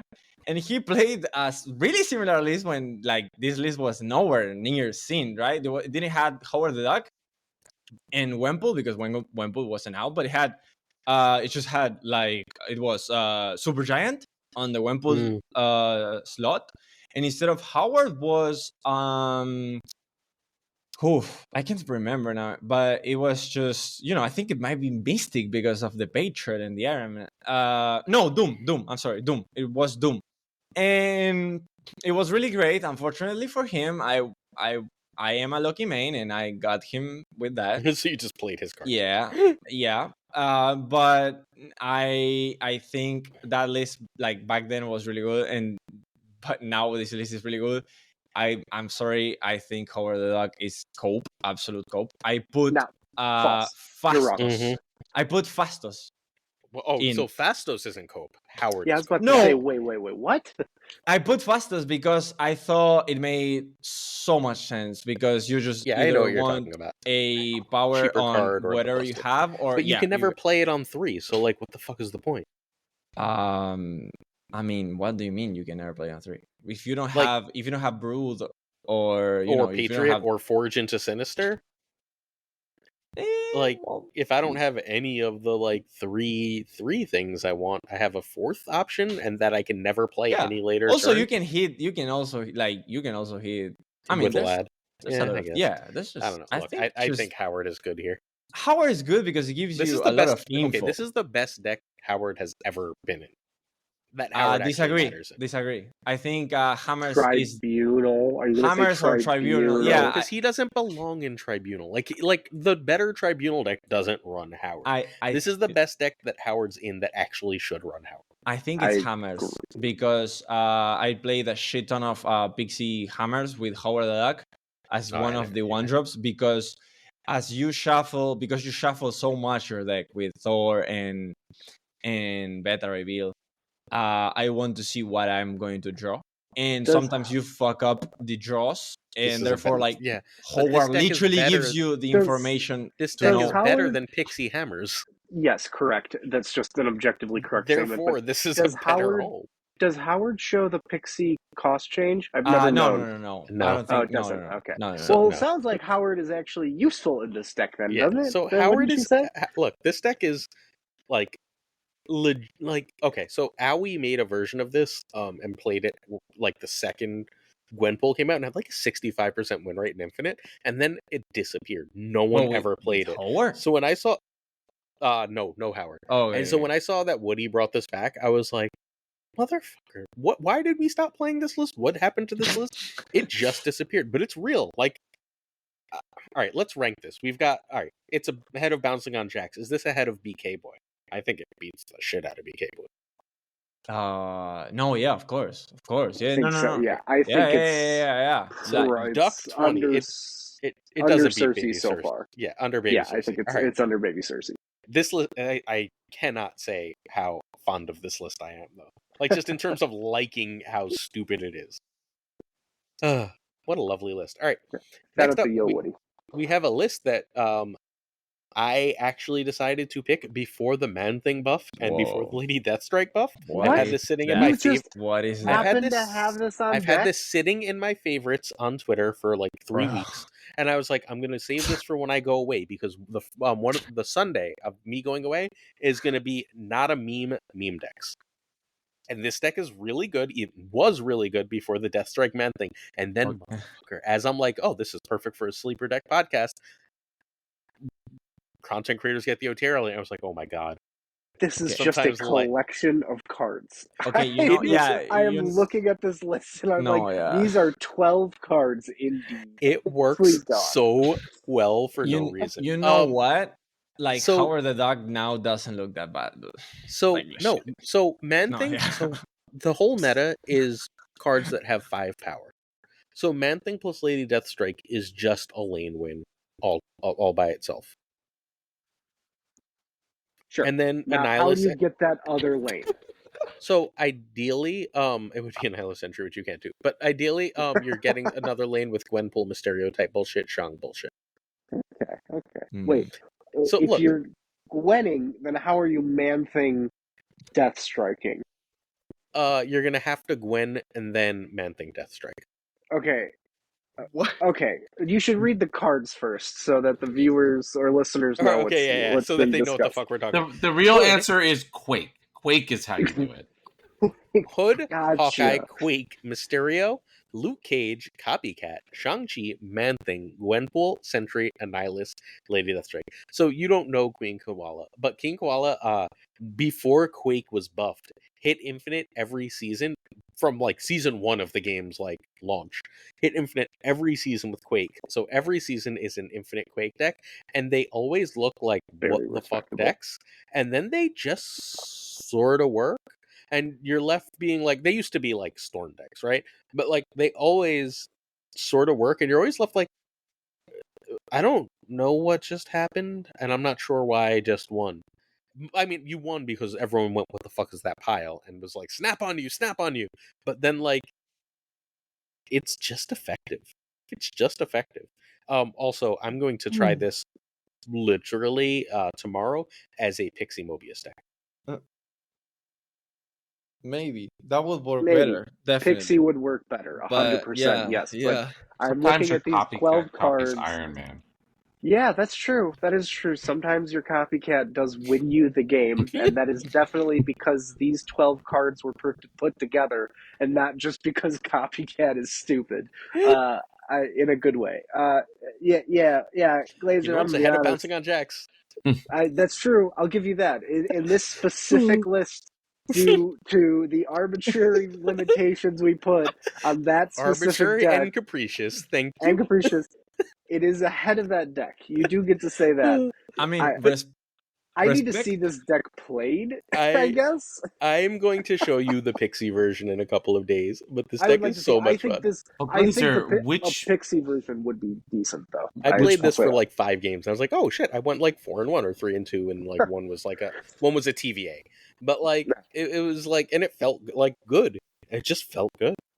When you move the TVA around, like from when them trying to control like location Quake is so control the good. TVA. Don't you hate on Quake? I'm just teasing about Quake. Quake's But which member of the stream team is going to be subjected to this deck, Glazer? Flash Game All with right. FlashX, because everyone else is at SnapCon. There you go. All right, Boom. we can move on from this one. Respect to KingofCanada for getting infinite for I don't know how many seasons with 11 very card impressive. decks, because Yeah. like Quake was nothing before, but yeah, that before deck, Quake was good, that is actually quite the feat. Quake is great now, but that's awesome. Good for them. Mhm. That's Yeah, fucking I featured Amazing. the decks every month until Quake got buffed, and then there was That's just no point. super. Quake, Yeah, it was because just now, like, look, if you're Quake's gonna just keep a doing good card. Yeah, and then Yeah, you're like, all right, yeah, you hit yeah, infinite yeah. with a good card. All right, this is the Thanos Wiccan list. I believe Yeah, this is it's mine. this is Dubos's. So is it? I couldn't tell.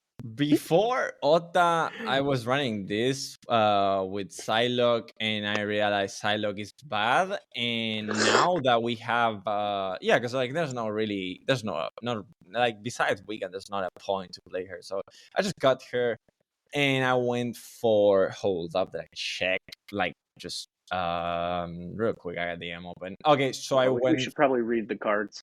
I Oh went yeah, for. yeah. Sorry, I that's went for my fault. Enchantress. Oh yeah, I have Dubos's stats open. I was like, this. I want to take a look at this. Wait, how It do you is- got my stats open? Sir, you left your shit. I have like 7 or 8 different like top 100 players untapped profiles because they left them on their stream. That's how I have Woody Okay, shit too. hold up. My stats on this deck right now are not No. like- You don't. You haven't been playing it on stream, so it's fine. Okay. This isn't one of your lists that are on there. I wasn't gonna read your stats out. That would be rude. I was just curious. All right. It is a Thanos list, so it's got Thanos in it. Then it's got Psylocke, Shadow King, and Jeff. Psylocke is apparently a cut. Enchantress. Copycat and Enchantress. Okay. Yeah. Loki and Nocturne. Copycat, Loki, Nocturne. Shang-Chi, Wiccan, Blink, Blob, Mockingbird, Thanos. Yeah. So I talked a lot about this. We were talking about Weekend, so I don't know. I don't think there's a lot to talk now because I got a little bit too excited, But like it's just it's the perfect balance for Weekend. And minus Psylocke plus Enchantress and Blink, it's still a flex. Could be something different. I just I like to have a 5-drop to balance a little bit when you don't actually draw Weekend. And I was also with Dino. I was playing Dino, and I mean it's just in between Dino, Vision, Blink, or a good 6-drop. I'm sorry, like Goliath. So yeah, it's just I've been liking this. I need a lot more testing, but again, I think this is probably the best way to capitalize on Weekend, and I will probably experiment a lot more with this list because I like it. I like how it feels when you have Weekend and when you don't have Weekend, because I'm a believer on because like it's just mainly a Loki Thanos list, and if you have Loki in hand and you know you're gonna Loki, you just hold the stones that draws you cards. So you're just Loki and you start drawing the shit out of your deck. And if you have blow, it's even better. And so that I like to do that. Mind Stone with being, Mind Stone being one now, it helps a lot because if you have fucking Loki in the hand, it's even better because you're securing yourself of getting draws. Like it's literally Mind Stone into probably one or two cards that are going to give you draws into Loki into two more draws. But actually three, because Loki already gives you a draw. So like it's a lot. Like it's not a Thanos list, it's a Loki list, And when you don't have Loki, you can do stuff with Wiccan, or When you have Loki, you could. When you don't have Loki, you could retreat. or you can retreat. Yeah, sure, but you have a shit ton of tech that gives you a lot of equity. Like you have location control, you have Shadow King, you have Copycat, that's like asymmetrical information. You have Shang-Chi, you have Enchantress. It's just a lot. It's just a lot. So I really like the deck. Might not be working as good as Glazer was saying, with the stats and all, but I don't think there has been I don't think the stats are caught up maybe to the new way to play it. I think there's like it's too early. Again, same case scenario with Weekend by itself. I think just we need a lot more. Also, like I would really like to play this list on a tournament because I feel like it's definitely a way like a much better list for a tournament setting than for ladder, in my opinion. Right. But is this better than BK Boy? Probably. I don't think so. Well, I don't know. Yeah. I mean, it depends on how you see it. I don't know, man. I mean, with the Thanos change, does that, and like taking out Psylocke for Enchantress, I'd say, because then it's kind of tech oriented Thanos with Loki, and I see what he's saying, but BK Boy is just stats. Raw stats. The power of BK Boy to me is like DK is sort of inconsistent, and when you see the combo, it's like you usually win, right? And when you don't see the combo, now you just Loki. Yeah. And like that seems stronger than this to me. Yeah, maybe. I leave that to do boss for me because I'm not familiar enough with this one. I don't think I have played as many games with this Thanos list as I played with the Marvel Boy. So I just don't. I'm not in position to say that this is better. In theory, in my head, this is better, but maybe in practice so far, Marvel Boy is better. Sorry, PK Boy is better. So let's just say that it's like BK Boy is better than this. Okay. So far. Next up, we have Token. Oh, this is Jimmy's, right? Roy? Yep, this is mine. Yeah, this is mine. And I like this list a lot, man. Yeah, I'm a big fan. I mean, it's Token Destroy, which there are a bunch of different variations. Let me read it. Yeah. Oh yeah. Squirrel Girl, X-23, Carnage, Mysterio, Killmonger, Shauna, Gladiator, Lady of Deathstrike. I'm actually 2 cards different because I don't have Gladiator either. Lady of Deathstrike, Mockingbird, Sasquatch, Scar, and Death. Yeah. I think I have Shang for Shauna, and I have Shauna and Gladiator are both big flex. Instead of Shanna, I used to do Hood. I used to like Hood more, and Gladiator. It could be that's just a pure flex. It's I like Shang. That makes a lot of sense. I like Gladiator here for the Destroy. I like him because he's a big body. I like him because every so often he can activate Scar if you get lucky, right? Yeah. And this was, pre-OTA, Lady Deathstrike's now even better. She's just a great surprise card. She's a great death activator. This deck is, it's like surprisingly strong and surprisingly consistent too. Like, especially because, you see the top end. It has Mockingbird, Sasquatch, Scar, Death. Like, and every so often, yeah, you'll get a dead draw game, like it happens with many decks. But a lot of the time, you just outpower. Like, oh no, you shanged my Mockingbird lane. You're getting a Sasquatch Scar in the other two lanes. Oh no, you shanged my Scar. Well, Death and Mockingbird's coming in another lane. Like, Yep. it's just pure outpower. Shanna, to be honest, I'm going to be the only reason Shanna is in this iteration is for the destroy 8 cards in a game quest or mission. And I was doing it, and I'm like, I want to play a good deck that's not just stock token or stock destroy. That's fun, and so I threw Shanna in a list like this, and it works really well actually. And sometimes Shanna's just at the last turn of the game, and you draw her. She's not a bad draw, like, just to finish the game off because you need some bodies on the board. So, I like this list a lot. I love this list. Yeah. I stumbled on this list and changed like 2 or 3 cards. It didn't have Shauna, it didn't have Gladiator, and I'm not sure if I ran X23, but I ran everything else here. And I was running this to do my Destroy 8s. And I realized I was never destroying 8 because I didn't run Shauna. But I kept winning a lot, so I ended up featuring this like a week ago. Oh, really? Yeah. Yeah, or something like it. Again, close enough. The same shell within 2 cards. Yeah, right. So. But like, yeah, because like I stumbled on it, and then I just kept winning. And like I accidentally left it in the description to one of my videos when I didn't feature it, and everyone yelled at me. They're like, "What the fuck is that deck? That looks cool. Feature it." So I did, and everyone's like, "I keep winning with this too." So this list is really strong. It is. You just it is point slam, and just throwing big bodies on the boards just feels great. And also, Lady Deathstrike has great cube equity. Like, you just can surprise people with her, and it's awesome. I think the X23 Shanna and Gladiator reminds me of an Ika's list that he was running around a few, I don't know, months, I think. Yeah. It was really built the original core of this, I think. Yeah, the original core is it. Yeah. And then this is the same concept as Big Dumb Idiots too. And then Dubos had that weird, not Dubos, excuse me.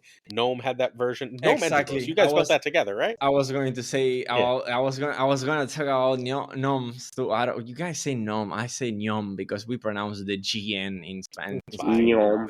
I like it. Doesn't matter. Yeah. But yeah, I was gonna say it looks like Tens, the deck from gnome. And it's just like it's a mix of everything. It's similar. Yeah, I mean, it's offshoots of all those, right? Yeah.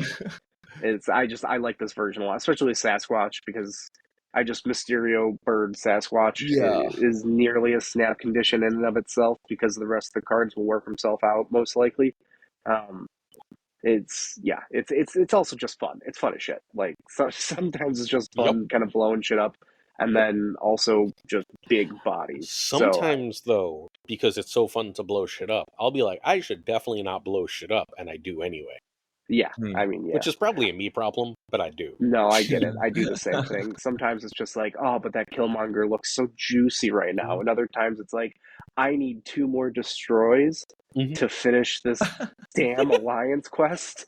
I'm going to kill my Mockingbird. I'm sorry. You know what, dude? I actually feel bad because you're out there doing missions for, destroy.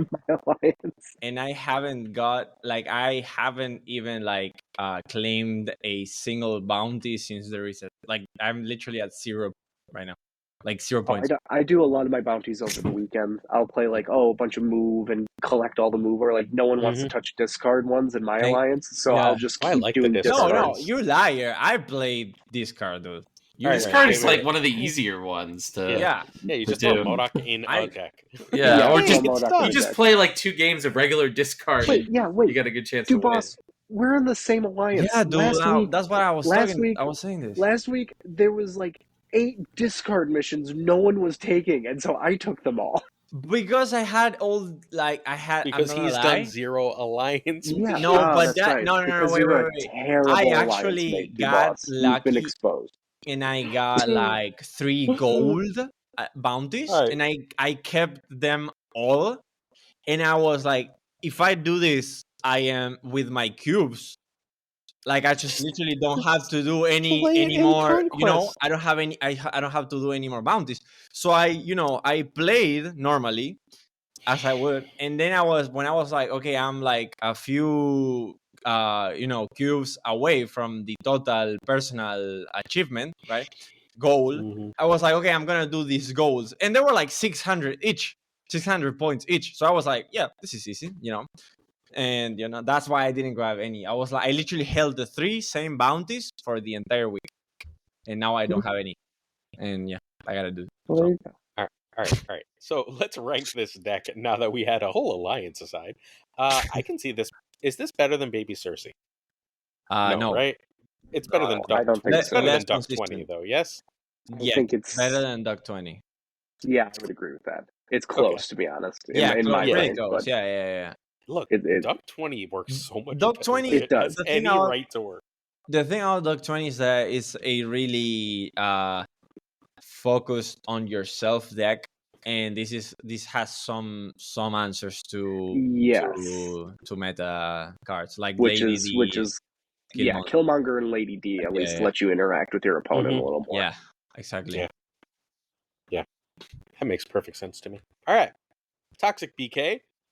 Yeah. This is my so- favorite Dubos wait, list really? I've played in a while. Because I Yeah, like the well- other one better. All right, I'm going to read. No, this has Ajax. Yes, but the other one is Loki, and Loki's really Yeah, good. because All this right. was Loki wasn't in the picture when Yeah. when All I right, made. let me read it. Black Knight Blade, Hazmat, Invisible Woman, which is my favorite piece of the deck, Valentina Red Guardian, Hope, Lady Sif, Ghost Rider, Ajax, Red Hulk, and Infinite. Yeah. So this is something. So this is basically a baby from a lot of psycho. From a big psychos. baby? No, we not talked from about it. baby. No. No, I know, not from baby. I'm So kidding, I'm first, kidding. so I had a list. I had a Black Knight, toxic Black Knight list, but it was called toxic, but it did like the exact opposite of being toxic because it was like Typhoid Mary. It was a toxic Sarah, but put into Black Knight. I had Valentina, I had Luke Cage, but back when the Ebony Blade got nerfed, and I was like running Luke Cage for not getting Shadow King, and I was like Sarah and Scar and Typhoid Mary and Valentina, and I had all these cards that reduce the power and also were up like above 9 power to discount Scar, and it was just great, And they had to fucking kill the interaction again by nerfing Shadow King in Luke Cage, right? Like just the setting doesn't do, doesn't matter anymore. And I just tried when Ajax came, I was like, okay, let me try to like reveal this a little bit, and it didn't work. And then a few weeks ago, it was like Woody sent a message. It was like in secret, it was like, what about an Ajax Black Knight? And I answered to him, I was like, it doesn't work because like on tempo you want to do fundamentally different stuff. But Tommy didn't give a fuck. Again, shout out to Tommy, dude. And Tommy didn't give a fuck, and he went and made the foundations of this, right? He made the base, the core. And he loves Invisible Woman. He loves Invisible Woman in Black Knight. And in this list, it made a shit ton of sense. So I cannot say that Invisible Woman is my idea, because it's not. Glazer, you love that Invisible Woman from Tommy. And it was still, this is literally the first time I've ever heard of Tommy, and I know like almost everybody. Oh shit, for real? Yeah, I don't know Tommy. Tommy's awesome. Well, does Tommy go by anything else in the game? No, it's Nope. just Tommy. It's Tommy. I don't know. I just don't know Tommy. Well, hello, Yeah. Tommy. Hopefully you're listening to your friends, and Eh. I look forward to getting to know you, sir. Anyone who loves Invisible Woman is a Dude, fucking- Tommy made the the first popular Black Knight list was made by Sons, which was the Sarah, Miss Marvel, Sable. Yeah. Good cards. And then Tommy made the one that got really popular on the Shunsons Cup. Well, actually it got popular in Top Ladder before the Shunsons Cup because we all knew what it was, but it got popular to the rest of the world after the Johnson Cup, which was the Hood Annie Century version of it, of the Black Knight. You know which one I'm talking about?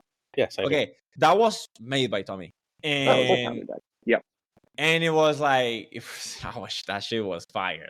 Okay, but besides that, this list, he has a tendency of going for bad cars. Like, when I mean bad cars, I don't mean like really toxic cars that make people mad. No, I mean like bad cars that shouldn't, that don't work. So he had like Grandmaster and Kitty and like I don't know what else. He had some weird shit on the core, on the base core. He didn't have, like, I think he just had one target he just had Infinite, or maybe he had Scar. I can't remember. And I was like, dude, this is like a great idea, but I just need to retouch this, because like, it just need to change this. So then I was like, okay, let's take advantage of the Invisible Woman, with the hazmat. That's great. Then I was like, okay, Valentina for a cure fix on the fourth turn. Then Red Guardian, because it hits every single card that is meta right now, and it's also a Nashx procs, which also Valentina is also a Nashx procs, because you have the negative power on it. And then I had, instead of Hope Summer, I had what was I running? Dude, I forgot. I was running Cassandra Nova on the Hope Summers a lot. But then I was playing this on stream a lot. I actually climbed 300 SP with this on stream at the end of the last season. I finished top 14 playing this list on stream. I was like top 40 and I finished top 14. And I was playing this on stream with Cassandra Noah, and Unhelpful Yoda was watching and was playing a lot, and he started playing it. He was playing it, and he was like, okay, I'm gonna change Cassandra for Hope Summers, and I really like the idea. So I went for Hope Summers, and I went Lady Sif, of course, right, the usuals. I think Ashax, which is like the whole point of Hazmat. And Red Hood was a decision Red Hood was just for taking advantage of how many times. I still think this applies to every single Black Knight list, but I just like Mockingbird now a little bit more on the other one because of Lucky and Square Girl. But on this one, Red Hook is just taking advantage of how much floating there is running around for the Hope Summers and the Irishams itself, because they float a lot. They don't always take advantage of that +1 energy, especially on turn 1. It's already one hit, and it's just great. So yeah, this is a really good list. So you have this ahead of BK Boy. Dude, this was gas. Like, this gave me a shit ton of SP. I don't think so. I don't think now it's best than BK Boy. Now, it's not. So I think like it's just Loki is kind of OP. Yes, BK Boy. BK Boy. It's way better than this. I want to put this above BK Boy, and not because I'm biased and Ajax is in it. BK Boy is likely better because of that 3/5 card that is broken.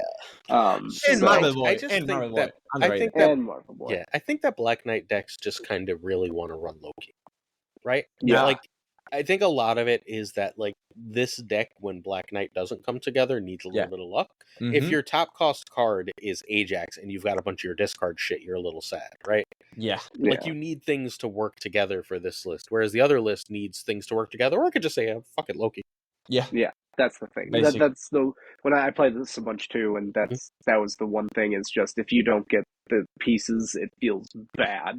Yeah. And you don't always get the pieces. This was a pre-Loki change and pre-Marvel Boy. Pre-Marvel Boy, but I don't think you could run Loki in this version. No. No, at all. So, like, okay. It's it's a really interesting case. I think it's very cool. I would rather play this than the other one. Yeah, but I think the other one's better. Yeah, the other one's better. I would concur with that opinion. Yeah. Unfortunately. It's time for the Ein Whoa. Wiccan Galactus list. Whoa. Yeah, this list. Wait, you haven't seen this, Dubos? No, this is my first Oh, time. This list is I- fucking amazing. Oh, I have the This wrong list- version. Green Goblin should not be in this. What That is should be Nick that? Fury. Nick Fury. Nick Yeah. Fury? So let me read this. What? Let me read this. So it should be Nick Fury. He tried Green Goblin, and I listened to him, and then he was like, "Hey, I'm an idiot. Please don't share." I forgot to change it on this. I changed it in the video I'm doing, but he was like, "Hey, you can't run Iron Lad and Green Goblin together." And I was like, "Good point, friend." Dude. All right. So Quicksilver, Psylocke, Hawkeye, Zabu, and Psylocke, Hawkeye, Zabu are the 2-drop package for I'm running Wiccan. If you see those cards and it's not negative, it's Wiccan. Yeah. Although you're not seeing Kate in negative, whatever.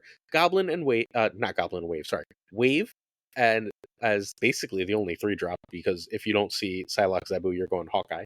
And then Iron Lad, Wiccan, Cannonball, Galactus, Alioth, Red Hulk, and that swing spot is Nick Fury currently. It could also just be Loki, because everything could always be Loki. Bro. But the basic gist of this list, I'm just going to talk us through it quickly, is you ramp into Wiccan or Lad, and hopefully Lad hits Wiccan, or Wave, and then if you hit any of that, you can Galactus, right? Hooray, Galactus. That is a Yeah. perfectly fine play pattern. But what you can also do, and this is the silly one, is you can Wiccan into, my favorite thing, is you can Wiccan into Nick Fury, or you can just Wiccan on 4 and Wave, and then you can play 2 6s on 6. God Yeah. damn. That is So you the can- idea. So it is stupid fun. Is it the best deck? No, but it is shockingly good. It is very fun. so- I've played this deck a bit. It's Yeah. fun. It's Before this was sent to me, I lost to it because they just Galactus on 6th in an empty lane. I was like, oh, well, fuck. Yeah, that's still a thing you can do. God damn. So, like, no, the go first, Jimmy, 'cause Galactus.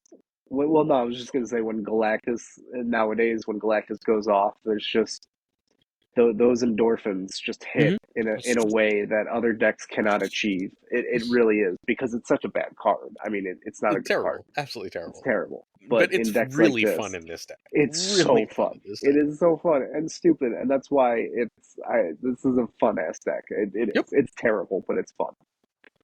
I It hit top like 100. this, and Yes. It hit top 100 when he was 120. So like, No, you know, he said he was 300 and climbed to top 100. he climbed to 100. Oh wow! He got to like the 80s, topped out, and then fell back down to I the 90s. applaud Ein for doing that because I this looks always awful. plays the weirdest Galactus look, deck. I think look. Shimmy, you got like some like he became the Galactus guy. I now. really yeah, like no. him. Oh, Ein's great, and I faced him when he played this, and to be fair, I beat him with my Goblin Galactus deck twice.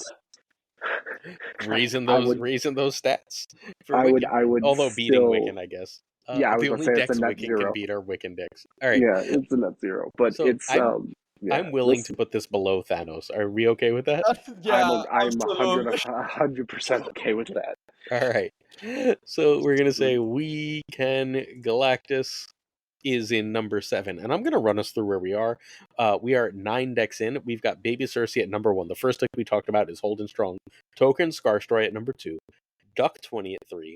BK Boy at 4. Toxic BK at 5. Thanos Can at 6. We Can Galactus at 7. Infinite Quake at 8, and Bouncing on Jacks automatically a 9. It's gonna get kicked off the list because we have 11. So next up we have the W Wiccan list. So far, so good. Wait, can I do like? I think. Well, no. Let's just do the reorganizing later. I think. Later. Okay, we can move Yeah. something later, but first Yeah. let me read through the W Wiccan list. It is the only list I have ever in my entire time playing Marvel Snap not hated playing Quicksilver and Domino. So it's Yeah. Quicksilver, Domino, and tech cards. Quicksilver, Domino, Shadow King, Killmonger, Loki, Nocturne, Shang-Chi, Ms. Marvel, Enchantress, Wiccan, Sarah, Yeah. and Doctor Doom. I'm pretty sure Ms. Marvel is the card that's wrong, just for the record. I'm not sure what it should be, but I'm pretty sure Ms. Marvel is the card that's wrong. No, it's Miss Marvel. Yeah, think- because no. it's mis- It is, but I think that should be changed. I think that's Oh. like Oh, I if think you it's the change your worst card of Marvel, the you deck. change Doom definitely. No, You I have think to you like I just don't the know, man. It's extra Doom power. Maybe There's Gwen. just an annoying yeah, amount maybe of Gwen. junk. Maybe I Gwen would like be the this. one change. I like this, but I don't think it's good in this meta. Oh, Like, it's great in this meta. I know It's like so good. I know it's just like tech soup. it's just Yeah, tech, but it but works. like just like I don't know. So Like I'm if, pretty if sure. you hit any two of Loki, Wiccan, and Sarah, you want to hit two of the three. But if you hit any two of the three, you just win. I mean, I guess except for Sandman, but fine. I think it needs to cut one. Like I think it needs to cut Doom. I'm really sorry, but I think it needs to cut Doom for one more 3-drop, because otherwise you're losing the point of Sarah and you're losing the point of Weekend, in my Well, opinion. the point of Sarah and Wiccan is that now you can drop Shangan Enchantress or Shangan Ms. Marvel with another card in the game. Yeah. I understand, yeah. Like, you But- don't, like, Doom is just, like, extra, right? Like, I'm reasonably often just, like, sure, I'll drop Doom because, like, I've just got so much energy. No, yeah, when you already... Well, yeah. When Doom costs 5 and I have 8 energy, right? Like, Yeah, no, I can now Doom and Shang. Yeah. Doom yeah, and yeah, Ms. yeah. Marvel on the last No, turn yeah, that's is, like, actually awfully fucking shocking. sick. Yeah, you're right. And, like, I Yeah, considered cutting Nocturn when Nocturn was changed, but, like, the move is really good if I keep Ms. Marvel, and I might end up cutting Ms. Marvel. No, And it just occurred. I think Gwen should go over Miss Marvel, probably. But again, Yeah. if you go Gwen, I don't think Doom is the best idea. Yeah, if you I go don't Gwen, know. you can cut Doom, maybe. Yeah, But- I agree. But, like, yeah, it's there's something here. Either way, this yeah, is there is at definitely worst- something here, but at it's worst, definitely not. top 3. At At worst, top 3. No, I don't This think list so. beats the living shit out of everything. Everything is a very broad stroke. Yeah. Arishem has a lie. It's had very few. It doesn't have Oh, to lose man. Prio. It's a Sarah list. What do you mean? Yeah, it has to. It has to. Unless you're I running mean, Ghost. if which I you would go understand. Doom Sarah or Ms. list, Marvel small thing. early, you can just hold off. Like if they get Eliath, which they're going to 1 in every 3 games, right? Mm, Mathematically. Sure. 1 in every 3 games, then you might be in trouble in that lane. You're playing so much shit by the time they're Eliathing. Unless they Eliath through Sarah, then you're fine. But like, Which you're- is which is 1/3 chance also, right? Like yeah, fair. But I've had outside of Sandman almost no bad matchups. Oh shit, I didn't see the tech card X. yeah, I don't know. Top 3. So okay. So What this- are we this at right is now? Not better than. So this isn't better than Cersei. It's not better than the baby Cersei, which is like just This a is whole nother. not. I think this is better than Token Destroy. No, I disagree. Without Mobius, it's not. I think Without what it needs. Mobius, with was in Mobius, tier Yeah, three. I think we With Mobius, it could 100% put yes. Gwen pull for Miss Marvel and Mobius for Doom, and that would be probably top 1, like, or top 2 Yeah. at least. But without those cards right now on this state that So we're it at least beats the living shit out of Duck 20. Fair in 3? Oh no, yeah, definitely. I'm fair on 3. I'm actually Yeah. fair on 3. I think I need to see it more in action as well, I mean, because I'm just like, I can't get anyone to test this but me, so No, that's why I had to do so will much play testing. it. I 'cause love Sarah. everyone took like, one look at Quicksilver and Domino was like, I'm not playing that. And I was like, I don't have time to do I all the do- testing for this on my own. I also trust W's deck Yeah. building enough, because he's Yeah. quite a good deck builder. Really? Never heard. Yeah. Yeah, So right. So what happens for me, like this is my general thing, I say this on Right. videos, is I lay in bed and I start winning with a deck and I go, oh fuck, I gotta get on the computer, and I get up. So I'm around top 1,000, which isn't insane, but it's still pretty solid, right? I play all of you fools fairly regularly. I play Dubos all the time. But I was winning enough that I got out of bed and then I went 10-4 with it. Yeah. Yeah, that's good. So like this isn't I- 50 games, right? But I played at least 10 games where I won an awful lot of them in bed before I was willing to get off my ass. Right? Because like I don't get out of bed if the deck's not kicking ass and I don't think suddenly it's- realize I need No, stats. yeah, I get you. Yeah. I'm fine with it at 3. I am. Yeah, me too. I would because BK Boy was at 3, right? No. Duck No. 20. No, Duck and 20. I would Duck like 20 to. was. I would like to argue. I think Gay Boy, it's actually better than like 20. And I will just I I can live with that. I think it's for one little reason, and it's called Loki. And Yeah, that's the it. Loki. Yeah. Oh, Loki. So Loki, like that I good think card. it should be Yeah. should be higher Uh, than like 20, but that's Yeah, just the and with main the reason. prevalence of Loki right now, probably. I totally also live with Also, that. dear listener, if you're playing any of the lists that have Loki, and you are going Loki into Wiccan, please snap before turn 3. Yeah. Well, yeah. I'm just the listeners don't always, Absolutely. like Loki into Wiccan or Wiccan into Sarah are snap conditions, unless they're Sandman, obviously. In which Yes, case, please do if you not get a snap. whiff of Sandman, Yeah. you need to either leave or have a game plan to win the game on Sometimes 5. if you can like just not play Sarah and Doom on 5 and then Killmonger, you have a reason. Yeah, I mean, if you lose Prio this list and it's Ultron and they don't do the claw switch up, which sometimes happens. But if they do, you lose, right? But like, I'm willing to stay in for that. Yeah, that's fair. Because like then they have to read that you're gonna like do all these extra plays, and they don't always. Yeah, this is an interesting list. I will. Yeah, I probably wouldn't. I wouldn't rate it as high yesterday, but since I played Wiccan Sarah today and it felt good with my bullshit, I just think Wiccan and Sarah is just a like Loki Wiccan Sarah as a 3-card like thing makes a lot of sense to me. Like, cause I don't think you ever you'll do all 3, right? Like, you're not gonna be like, oh no, -2 to all my cards, but like, you don't even need all 3. Just getting 2 of them out is so much power. Yeah, agreed. No one, and speaking of lists, no one will play. I made Sizer play this, and he won a bunch of games. That. He won, and then just stopped playing it. He was like, I didn't like it, and stopped. I was like, fucker, you just went like 5-1. And his loss was like Arishem bullshit. But like, this list is okay. Enchantress is almost certainly wrong, and I think it should actually be Juggernaut, not Shang. Why is Quinjet in here? Loki, I was going to ask sheer Loki value. Loki? I don't know. Buddy made it. It works perfectly. I guess Marvel Boy buffs him up too, so that's fine. It's just an extra one because you have Loki. Though. Yondu's never good. Look, extra one for Marvel Boy. You just need to run some ones for Marvel Boy, right? Outside of Hawkeye.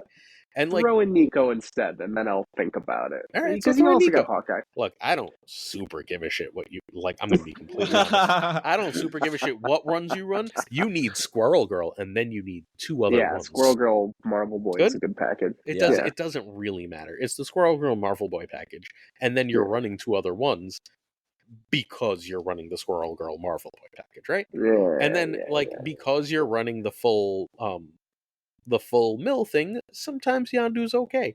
And like, look, when Yondu's 5-6 power at the end of the game, you don't feel quite as bad, right? Like, and sometimes like you go, oh shit, I've got a Quinjet or a Cable, and like, you know what I mean? Quinjet, Cable, Marvel Boy, and you're like, not terrible. And I just keep winning. Like, this is the other recent list that I did the oh my god, what is happening in my bed thing, time to get up.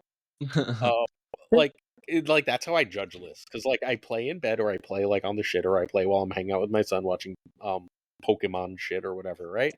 And like all of a sudden, so I'm 12-3 with this list at plus 20 cubes, which is again after I got off my ass. Yeah, pretty good.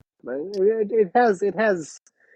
I see the bones. I see that it's got meat on its bones. It's also just a lot of power, right? Like Gladiator and Zemo feel like mill cards, but they're also just a lot of stats. Yeah. So like you're just saying like I've got a lot of stats, and then Zemo has the extra Mockingbird. Like every stupid little thing ties together. Yeah. And everyone on Earth is running White Widow, so Mockingbird should be in more decks. I would put this above Thanos, maybe. Oh, it's hard. I would. What do you? Well, it's above the Toxic BK. I disagree. But below W.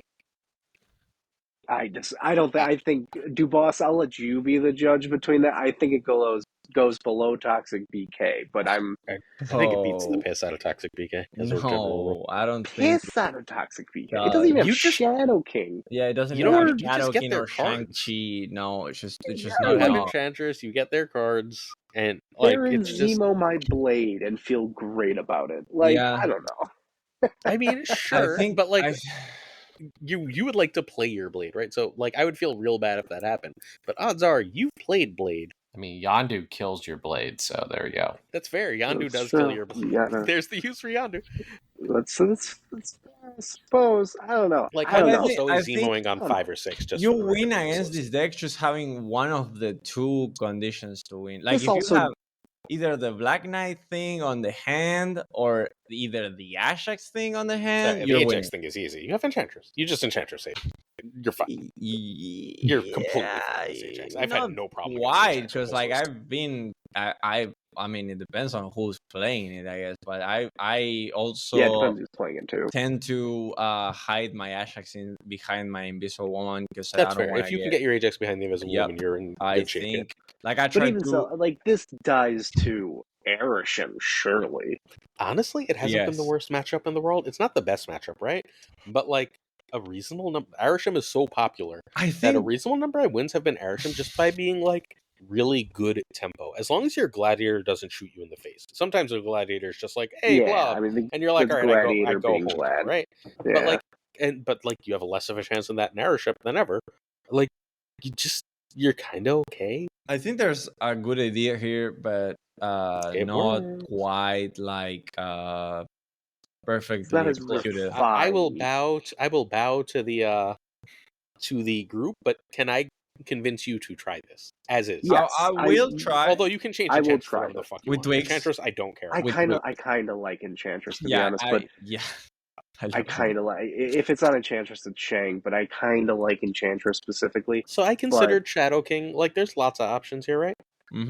Yeah, I'm down definitely. to try this though. I'm 100% Like, down just to try. yeah, I give like it the like. idea, So it's so and I like Baron I Zemo to be honest. I so. played this literally because someone in my comments for like 3 straight days was like, so buddy hit infinite with this, and someone in my comments for like 3 straight days was like, can you please post a Zemo deck? And I won't post a deck.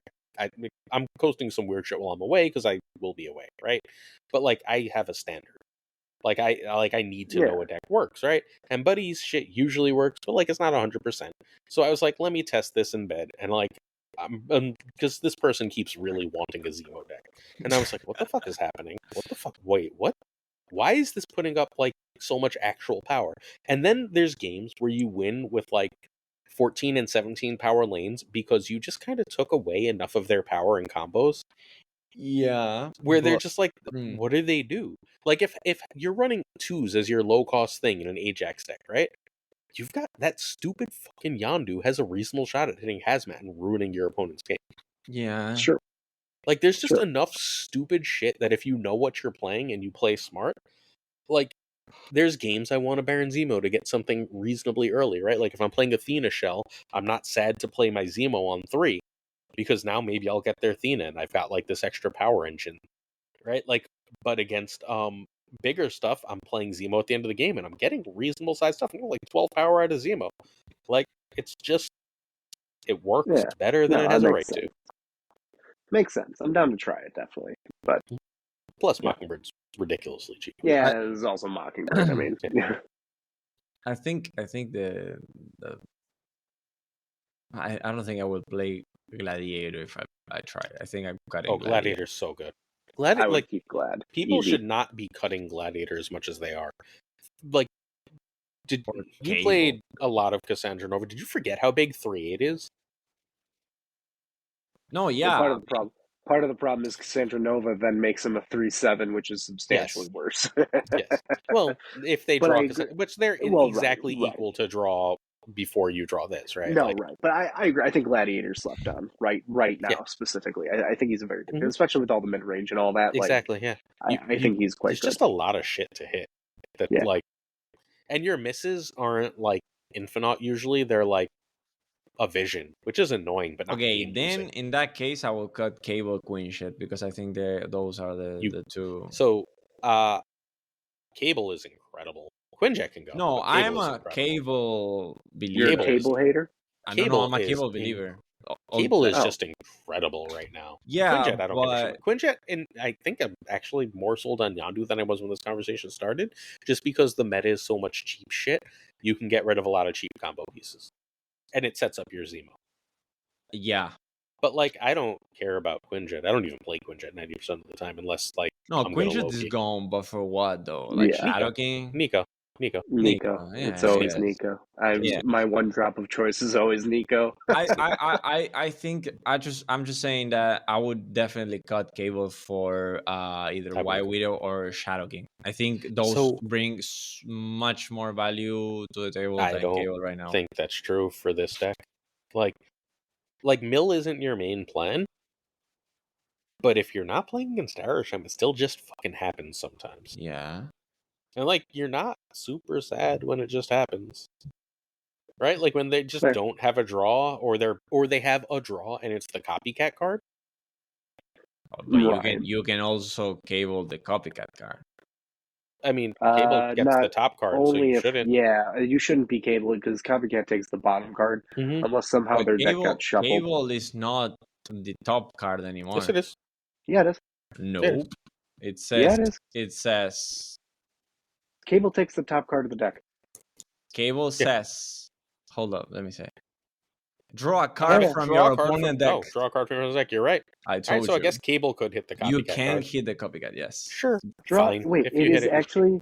It's Yeah, not yeah, top yeah, card. yeah. It's The just old- a draw card. a card from your opponent's deck. Yeah. The old one was a top that like the Alright, top so I of guess No, you- the so old if you play old Cable Cable- took from. Oh old yeah, you're Cable right. Yeah, took a yeah. card Also, from- yeah, you're right. Yeah, So yeah. all right, so you have a 1 in like 7 chance of Cable hitting the copycat card. Fine. Yeah. Yeah, Fine. That sounds all Fine. right. Yeah. I find I can live with that. Like yeah, right, you're like right. Yeah. all right, I guess I'll take that chance. Well, I don't Like, know. fine.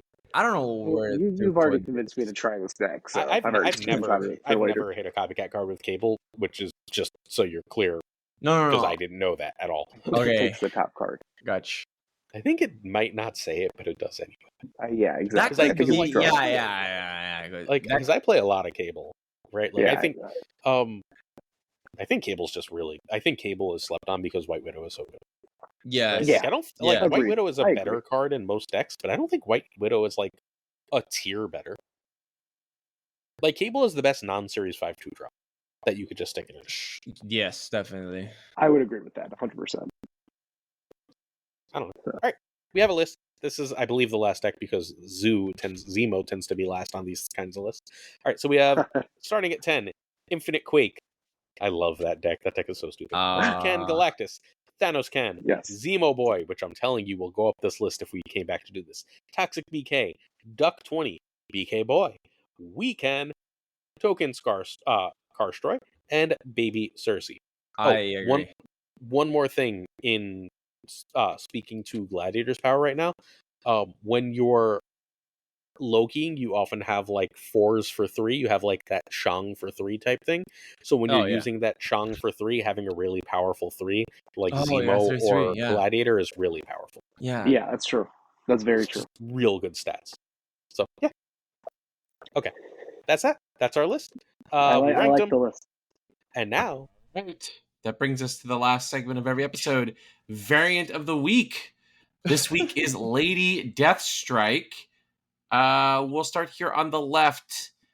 I don't which the sort of Lady Deathstrike in what's the black Dia- suit, the Dia Dia de los Muertos. this version. Is that what you The picked, Jimmy? what? That's not even close. Like, yes, it is her best variant, one of the best It's- variants in the game, in my opinion. it's the right Like- variant. It's the one I used to. I like specifically opened for this. Yeah, so did I. So did I, actually. I liked it that much, and that was before she was even that good. I love that variant. And also, it's the only variant where her hands don't gross me out. Like, those fingies upset me, except in that variant. But that's like the point of Lady D. I'm Yes, with- no, I I'm know. with Dubos there. Yeah, that's the point. That is the point, which is fair. But, like, aesthetically speaking, it's the one where I think it looks the neatest. Like, in the other ones, it's just Mhm. like, please don't touch me. In that one, it's, I'm going to be shred to bits. Does that make Yeah. sense? Yeah. Yeah. All right. Who picked the Chibi Lady Me. Deathstrike? All I right. picked the Chibi because I'm first of all I'm super into Ryan Gonzalez and Mhm. take it as whatever way you want to take it. And then I feel like it's just besides, I do kind of see the Jimmy's point on the gross hands, but This one just looks like horrible fingernails. I think I've seen people with but those nails. I like that. I like the horrible fingernails. Like, I think that's the point of Lady Deathstrike. Like, I think the large, like, long ass fingernails that, you know, are just gonna cut your throat. And I like the I really like the colors on that list. And there's also like kitties there. And I don't know. I really like the style of Ryan Gonzalez also. Makes sense to me. Glazer is the hip you? Yep, I'm the hip. I love this one. See, this fingers don't gross me out on this one, so I'm not sure if I'm running this or the other one, or the Dia de los Muertos looking one. I like that one's art a lot better, but that one doesn't feel especially like Lady Deathstrike to me. I just think it's gorgeous art. I think that hit really got the essence of Lady Deathstrike with how ridiculous it looks. This is not a pretty card, but this is a ridiculous looking card, and Lady Deathstrike is a stupid concept, and I'm all for that. It's actually very reasoning a lot. Good reasoning. Thank you. I picked the one on the right. It feels the most. She manages to have cleavage while also not being able to ever scratch her head. It's perfect. I mean, that's a Chris Claremont thing, right? Like, I don't know, the latest, the FAR, which is, I think, unreleased. I think it comes out this week. It's tomorrow. Okay, I was about to say I've never seen this variant before. Tomorrow. It's a gold bundle, I think. It's a gold bundle. Or like, I don't know if it's a wait, hold on. That's why they buffed it. I mean, may have worked. I mean, I think it looks like a comic version of her. Like, it feels close to like sort of the comics version of the character, and so that would be my second actually. I like that variant a lot. It's very clean as well, and I really like clean variants. All right, cool. So, time to start wrapping this up with giving sort of our guests an opportunity to give one more push for their social media. Well, Jimmy, you don't have anything for your social media, but if folks were sort of to follow you in the community, what kind of insight would they get from you? I mean, I don't know, man. I think I'm pretty good at the game, and I'm always down to talk about it. I do write for Snap.fan, so you can see my art. You know, I'll post articles from time to time on there. I asked you if I could promote anything, and you said no. Well, I did follow up. I followed up with I write for Snap.fan. I know you guys are more. Missed it. Sorry. I didn't want to like push it because it's Marvel Snap Zone type thing. No. I don't. I just want to make sure. Okay. Go read Jimmy's shit. Jimmy's awesome. I write for Snap.fan, and you'll see articles. My last article was, of course, on Ajax. Of course. So shout out to Snap.fan on that. And then also, just real quick, fuck Butt Squad. Terrible person. Really, really disappointed you guys had him on the podcast. And obviously, if anyone listened, please delete that from your memories. This is the best podcast episode you could have listened to instead. So, those are my hard sells, and see me around fucking Twitch and Discord. Butt might have messaged me to say the same thing about you. Literally, exactly. But he's a piece of shit. So all right. So according to Jimmy, I'm not like actually allowed to say anything nice about Jimmy, which is making this hard sell really difficult. So I'm gonna, instead of talking about how much I genuinely like him, and I really do, I'm instead gonna talk about how cool his decks are, because there's a lot of people who play a lot of similar decks, and Jimmy's never like, here's a new Thena shell. It's always something that's really kind of wild and off the wall, and then like it works, and it's just a blast. Ajax, second place aside, Jimmy Dickins is first place in our hearts. Well, thank you very much. Absolutely. Awesome. All right, Dubos. I love that. If our loyal listeners were to become, and viewers, our loyal listeners and viewers were to become your loyal listeners and viewers, what would they find in your content? On dude, I just realized I said twitch.com and it's twitch.tv. I'm Mhm. such a I bad have it written streamer, right. dude. You're good. You're good. I am such a bad streamer. Don't watch me. Nah, I'm just kidding. I am a average streamer, but I'm a really good player. Even though Oh, I that's pump okay. on stream a lot, don't never believe what you see, okay? But yeah, you can watch me, you can see me, you can find me there. You can do the three things that I just said, and on my Twitter again on twitter.com/santidubos. And I like bot, dude. I like bot, but No, we don't have to get into that. You can just go on. I like bot. Yeah, I really like bot. So So wait, so you two will appreciate this. Someone just commented on my video because you're both on it all the time, where I do the comments from top players thing. yeah. Someone just commented, "Why would you put KM worst and not KM best?" Which is the Ah, best comment ever. that's a bit Very funny. excited. I was like, I don't know, maybe KM worst wanted to participate. Hard to say. All right, sorry. Go ahead. Oh man. That's great. No, that's it. That Oh, okay. Then I I'm gonna talk good about you because you didn't talk good enough about yourself.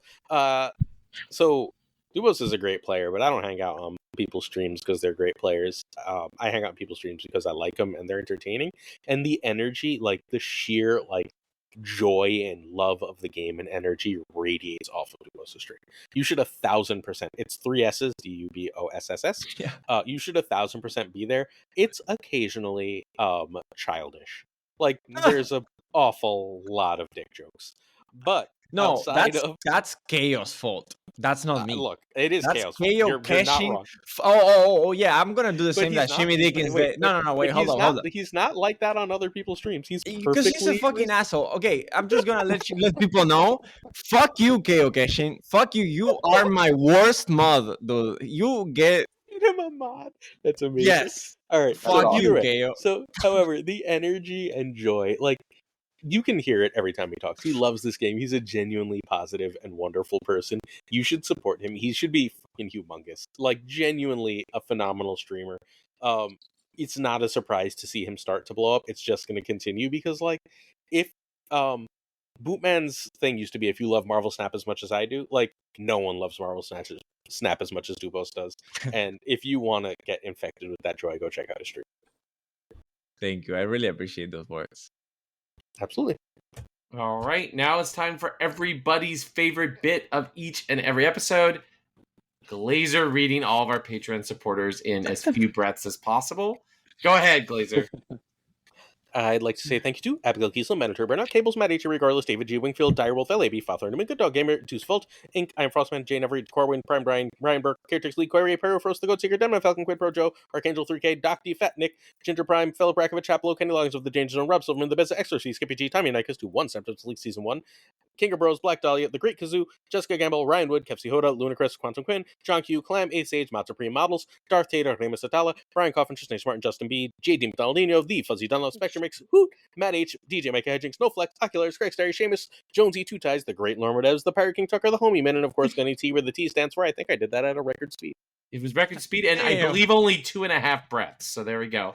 All right, friends, that brings us to the official end of another episode of All New Snap Judgments. Jimmy, thank you so much for joining us this week. Yes, thank you guys. This was a lot of fun. Really appreciate it. Awesome. Dubos, also, thank you very much for being on this week as well. No, thank you guys. I really enjoy this. And I am really grateful that the person that I got to do this with was Jimmy. Yeah, I'd say right back at you, boss. Thank you, There we brother. We'll be happy to have you both on again sometime, either together or apart. All right. Well, Aaron, that brings us to the end of another episode, and I'm glad that I get the pleasure to do this almost every week with you, my friend. Peace and love, everybody. All right, friends. Stay safe, make good choices, and keep on Snap.